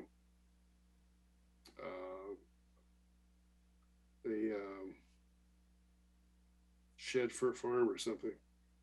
Yeah, well, one of the things in this state too, and I've done temporary stations in my previous job in lots of different kinds of ways, but everything we do here has to meet L&I standards, and L&I does inspections, and there's minimums for everything. So as much as I'd like to say it'll essentially be a job shack, even the job shacks here are have a lot of safety features which increase the cost, like the fire sprinkler systems, how they're grounded, how they're attached to the ground themselves, and the spacing within the facility. So That's why it's so difficult to figure out a concrete plan while we're still a year and a half out when we have to go through L&I inspections and approvals as well.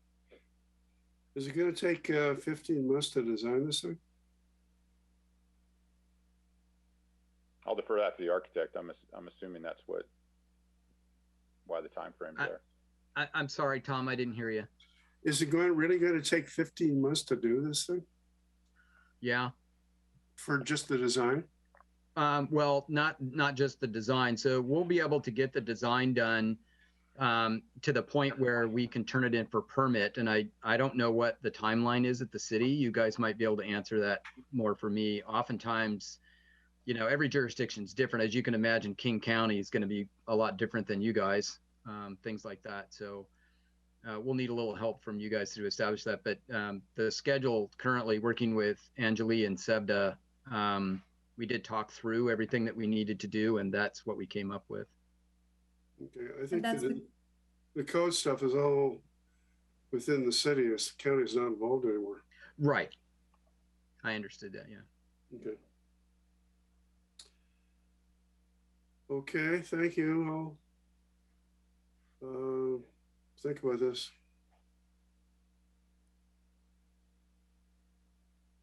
Okay, do we have any other questions for anybody that is on the line with us?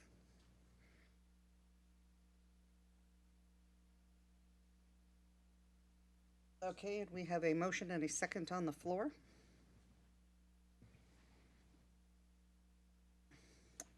Okay, and any other discussion?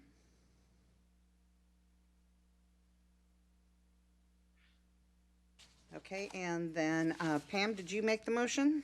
Is that correct? I sure did. Okay, can you repeat your motion for me? It's the first one. So authorizing the TCA architecture contract for $505,025 with a 15% contingency. Okay. Okay, all those in favor say aye. Aye. Aye. Opposed? Aye. Reluctantly. Okay. Okay.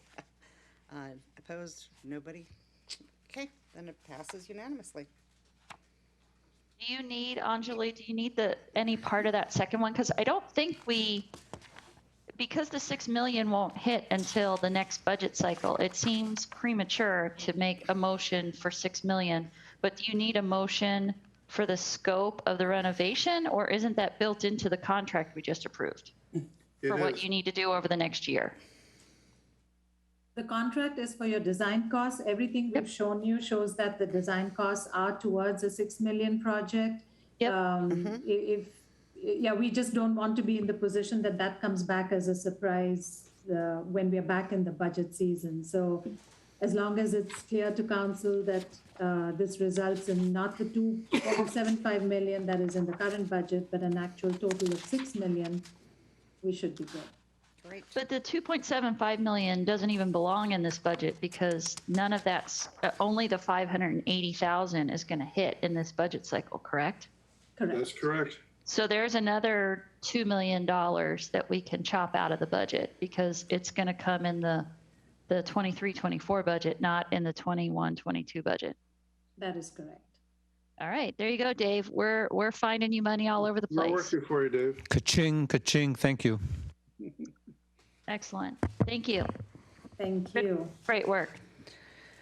Okay, thank you. Thank you, Anjali. Thank you. Thank you, Chief. Thank you, everybody who's on the line. Thanks, everyone. Chief, we'll see you back to talk about the wildfire committee. And oh, hang on for just a second. I'm being told, oh, we need to extend the meeting. It is a little after 10. I need a motion to extend. Move to extend to 10:30. Second. Okay, we have a motion and a second to extend to 10:30. All those in favor say aye. Aye. Aye. Aye. Opposed? I didn't think there was anybody left. Okay, perfect. Okay, so the next thing up is under new, actually we have 12A. We need to go back and we need to pick up, and Councilmember Stewart, since you asked for this. Quick. Okay. Yeah, it was the fee increase for Republic, and I have no problem with the fee increase. What was concerning was that the agenda bill that was on the consent agenda said that next steps was that staff needed to determine a communication plan and how it was going to be communicated, and that needs to be done within the next 2 weeks. So I wanted to be sure before we approve this that that had been worked out.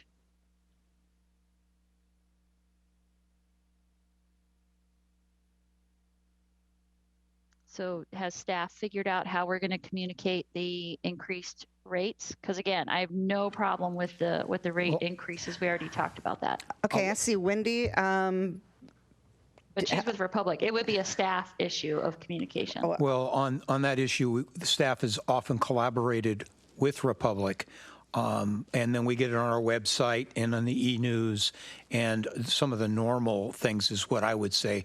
But I would look for Jeff to be on here, but Wendy might want to respond as well. I don't know.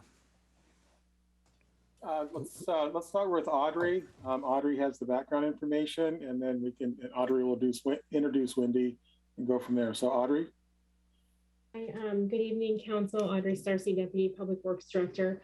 I would like to take this opportunity to actually introduce Wendy. She is our new Municipal Sales Manager on behalf of Republic, who has very kindly waited to see if she can answer any questions that you may have this evening. So the outreach plan, I can, if Wendy, if you can jump in anytime, but we would definitely utilize our city communications channel. And then I believe Republic will be adding some language to their mailers, their bills as well. Wendy, did I miss anything? No, is this my chance to jump in? Yes, Great. jump in. Hi, everybody. Nice to see you this evening. Thank you for a few minutes of your time. Yes, Councilmember Stewart, we have a lot of communication channels at our disposal, and it's been great getting to know your team in the last month that I've been in this new position. And just like usual, we use our partnership and the channels that we have to let folks know. We update websites. We can put language on bill inserts. We can put language at the bottom of bills. We can do newsletters. We can do updates. And we also have a lot of great communication tools at our disposal around how to compost better, how to recycle better, why rates are going up, what to do when there's inclement weather or some emergency or disruption. So we are used to communicating often and frequently and repetitively to our many customers who sometimes need to hear the messages a few times and then still might call with more questions. So we have a call center. We work well with our teams and our partnerships, and we appreciate the partnership we have with the city of Sammamish. Yeah, this is Celia here. Can you hear me? Yep. Yes. Yes. Okay, Yes. great. Yeah, it's Celia from Communications. I just wanted to confirm that we've had several meetings that Audrey and the Public Works team has organized with Republic, and just long-standing partnership with them on communications. So they are very familiar with our e-news and our print newsletter, and we collaborate a lot together. And we have in the past. We'll continue to do this in the future. So just wanted to let you know that that communication channel has been already set, and partnership is very strong. Thank you. So given that we have an obligation to communicate this to customers by November 15, which is in 2 weeks, that means that we wouldn't catch everyone unless, I don't know if the bills go out for all of Sammamish on the same date or if it's a rolling cycle. So my question is really, how are we going to make sure, because I love that we put it on the website and stuff, but I don't believe that that meets the requirement of communicating with all the customers, because that's a come and get it, as opposed to we have overtly pushed a communication to people. So do we have the opportunity to push a communication to every Republic Services customer between now and the 15th of November? Wendy? I'm not sure about that, Councilmember Stewart, but Okay. I do know that we can update the website. I know we can update, the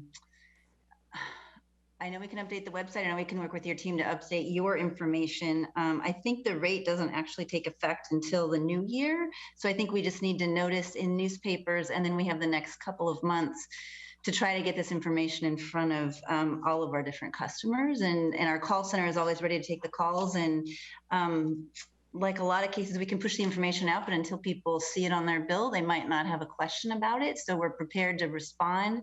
A lot of people are busy this time of year. COVID's still here. So we're not in the business of sending letters out or postcards or that kind of thing. It's a lot of extra paper and postage and expense for a lot of different communications that might not work. So we tend to respond to the calls that come in. We do the best we can to put it out there on all the communication channels that we have.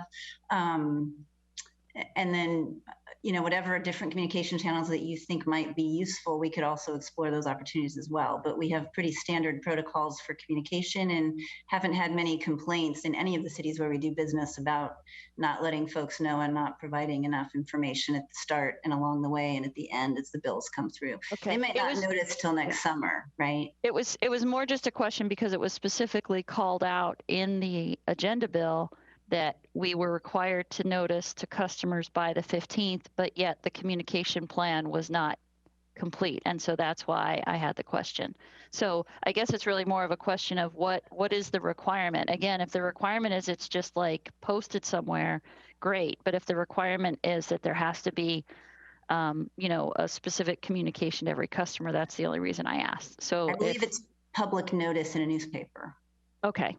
All right. So I guess my request to staff going forward is if we're going to put something on the consent agenda, that it be complete and not say that there are open steps, because that seemed like we shouldn't just approve something that had an open item on it. Point taken. Thank you. Thank you.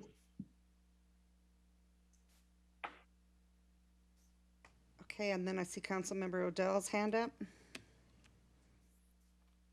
Yeah, really quickly, for Wendy or Celia, either one of you guys, do we have the capability of using email push or cell phone texting, or even through the city using a push for, if you signed up for certain things, you get automatic messages? Has that been looked at?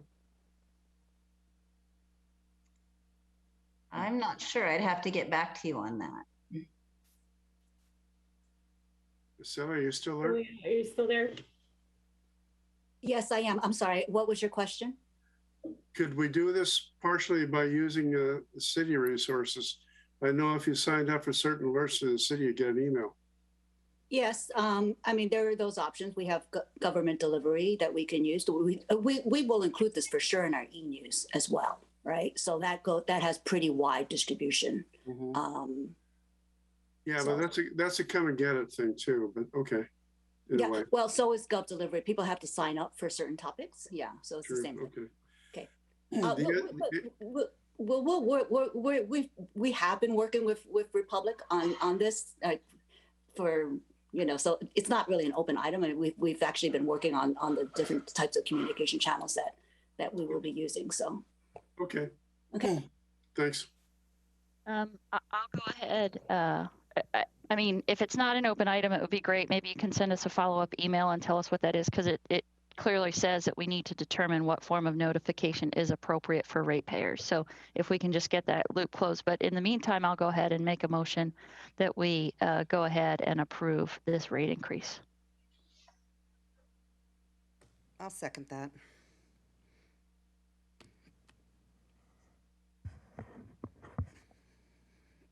Any discussion from anyone?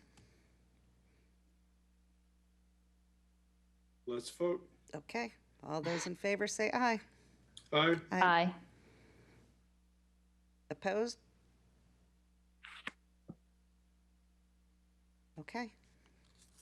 Passes. Thank you, Wendy. We appreciate you staying on board. Nice to meet you guys. Thank you very much. Thanks, Wendy. Bye.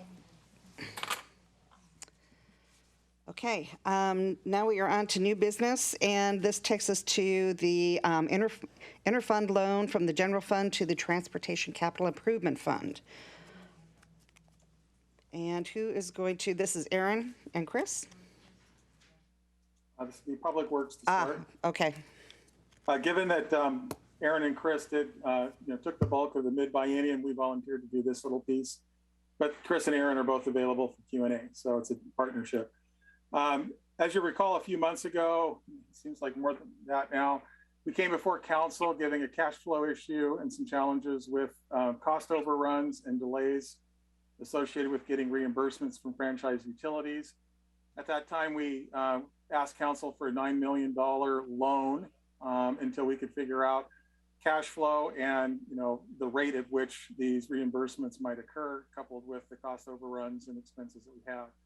And so we figured all of that out. We're at a point that, given the loan document that we had, it said it would come back to council before the end of the year, and we were back before council to discuss a couple options. So with that, I've asked Jed Ireland to put together a real basic presentation. Jed, I'll turn the mic over to you. Thanks, Jeff. So this presentation is the Transportation CIP intra-fund loan.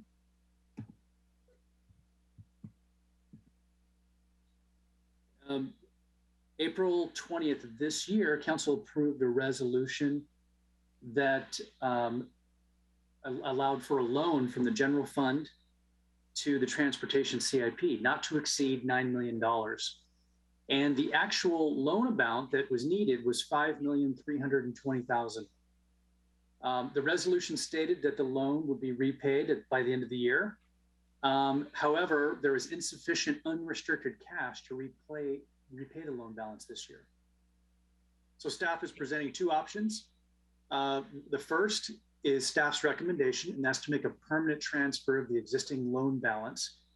And the second option is to extend the loan through 2022. Onto the right side of the slide is a table that was included in the agenda packet. And the important numbers in there are the bold numbers in the middle of what would happen for the two options and the ending fund balance should each occur. Option one is the loan transfer. And after all of the revenues and all of the projects and the expenditures are done at the end of 2022, it forecasts 1.49 million would be there. The second bold figure is a deficit of 3.82 million. And this would be the deficit if the loan is extended to 2022. And the explanation below that is actually corrected from the agenda packet. The agenda packet said that the loan balance could increase. That's not correct. That's not needed. But what would happen is a transfer may still be requested by staff in 2022, pending the actual utility reimbursements. And the forecasted reimbursements are shown in the table below for the two major corridor projects, totaling 4.6 million. And these, if that was recovered 100%, that would largely cover the deficit. But we don't know when that will come in, and we don't know the exact number, and we won't know that until next year. Option one, this is a summary of option one, transfer of funds. This is staff's recommendation. 5.32 million of the current loan amount will be transferred from the general fund to the Transportation CIP fund. This would simplify accounting and our budgeting for projects. It's within the 2022 beginning general fund balance that's forecasted. And if council selects this option, they would approve the resolution in Exhibit 1. Option 2 would extend the repayment deadline to December 31st, 2022.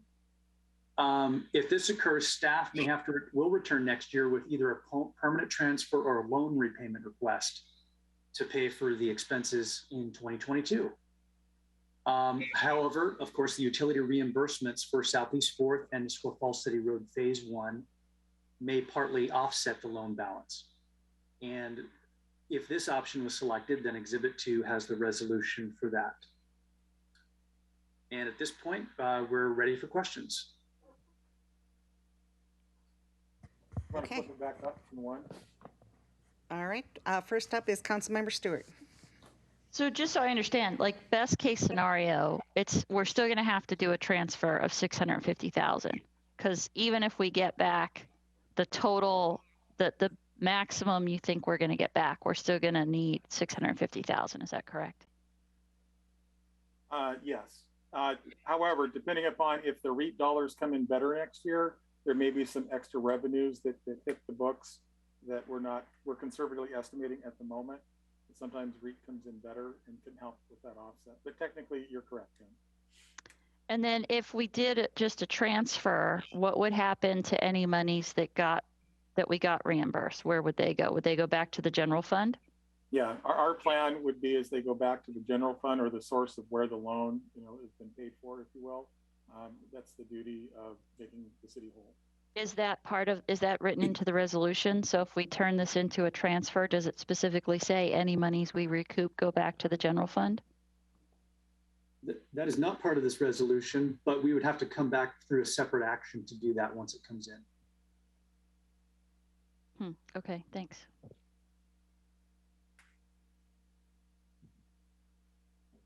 Councilmember Odell?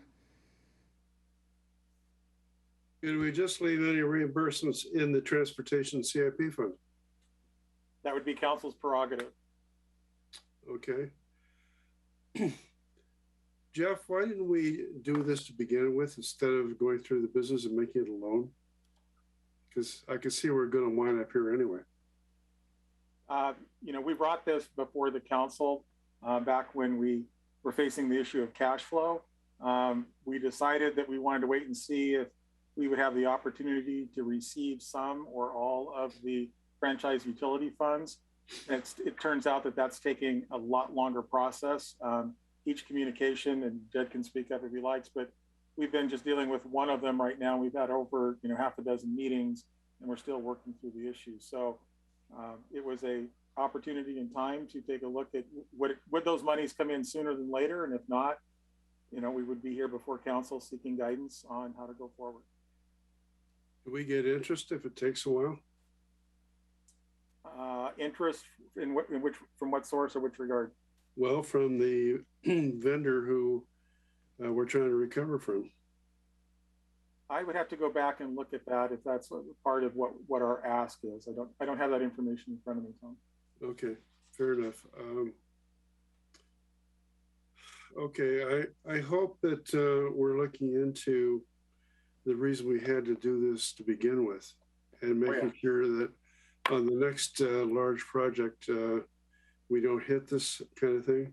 We've had at least 2 of these in a row where we've gone way the heck over, and that has to stop. Related to that, Councilmember Odell, staff can attest, we've started a series of in-house meetings dealing with lessons learned on our capital projects for a variety of reasons to figure out, things that we could do better. And we are forging a new partnership with PSE. There's some new staffing and leadership levels that they too are frustrated by having to spend an inordinate amount of time after the project trying to remember history. And we want to do a better job going forward. So both internally and externally, we think there's a positive pathway such that we won't find ourselves in this regard. At least that's our hope. It'd be nice if you'd share this with us when you got it together. That's our plan. Okay, thank you. No further questions. Okay. So council, I'm looking for an action of either moving one of these 2 options forward. 3 options. Madam Mayor, I'd like to make a motion that we approve the transfer of this amount from the general fund to the transportation capital fund. Okay, I will second that. And is there any discussion? And Councilmember Odell, you want to speak to your motion? I think this is necessary in order to keep things a little balanced. And for the future, we're starting off at a very low level, and we're going to have a whole bunch of needs in the future. We may have to look at doing some other transfers in the future to do what we need to do road-wise in years to come. Thank you. And then City Manager, you wanted to? Thank you, Mayor, members of council. I just wanted to speak on behalf of Jeff and his administration, since he's come on board, that he's really tried to clean things up, and there was overestimations on collections from utility folks, and the expenditures were underestimated for any number of reasons, but the current group that's working on this is just trying to clean it up and weren't the original cause of some of the oversight and overestimations. Thank you.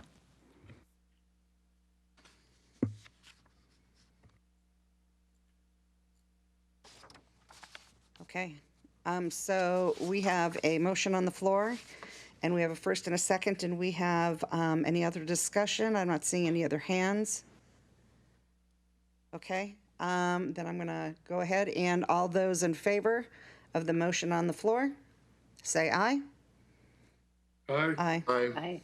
Aye. Opposed? Reluctantly. Yeah. Opposed?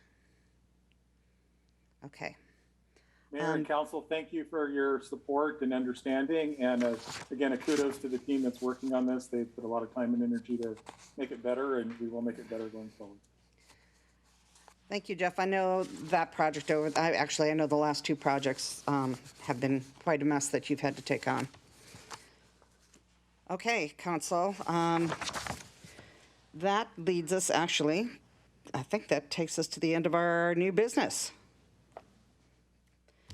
And do we have any council reports or anything anybody needs to report this evening?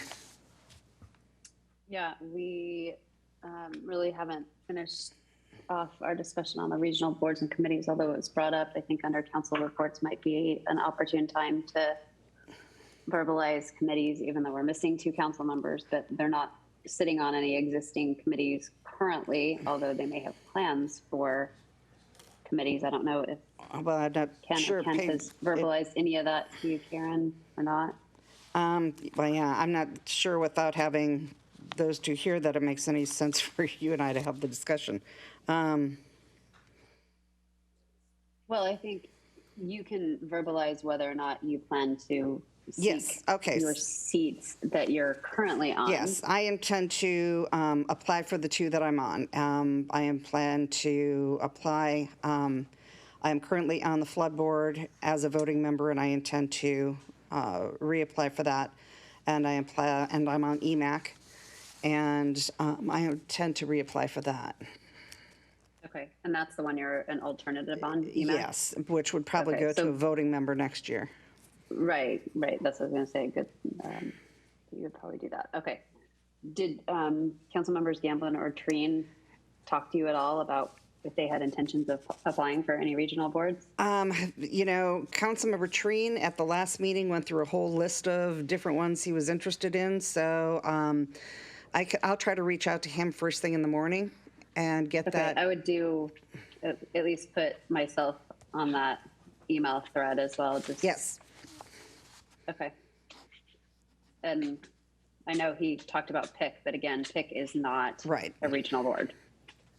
Okay, so I will do that. I will put you on that email with him, and I will send that out actually before I leave here tonight. Okay. All right. Do we have anything else for the good of the order? Good, Councilmember Odell. Oh, Councilmember Odell. Thank you. We need to schedule a special meeting for Friday. Yep, that's already taken care of. Okay, thank you. Okay, and we have got, I believe, 30 seconds left. Anything else? Move to adjourn. All right. Second. We have a first and a second. Aye. Aye. Aye. Aye. Okay. Aye. All those in favor say aye. Opposed? All right, guys. Have a great week. Everybody vote. See you next week. Yep.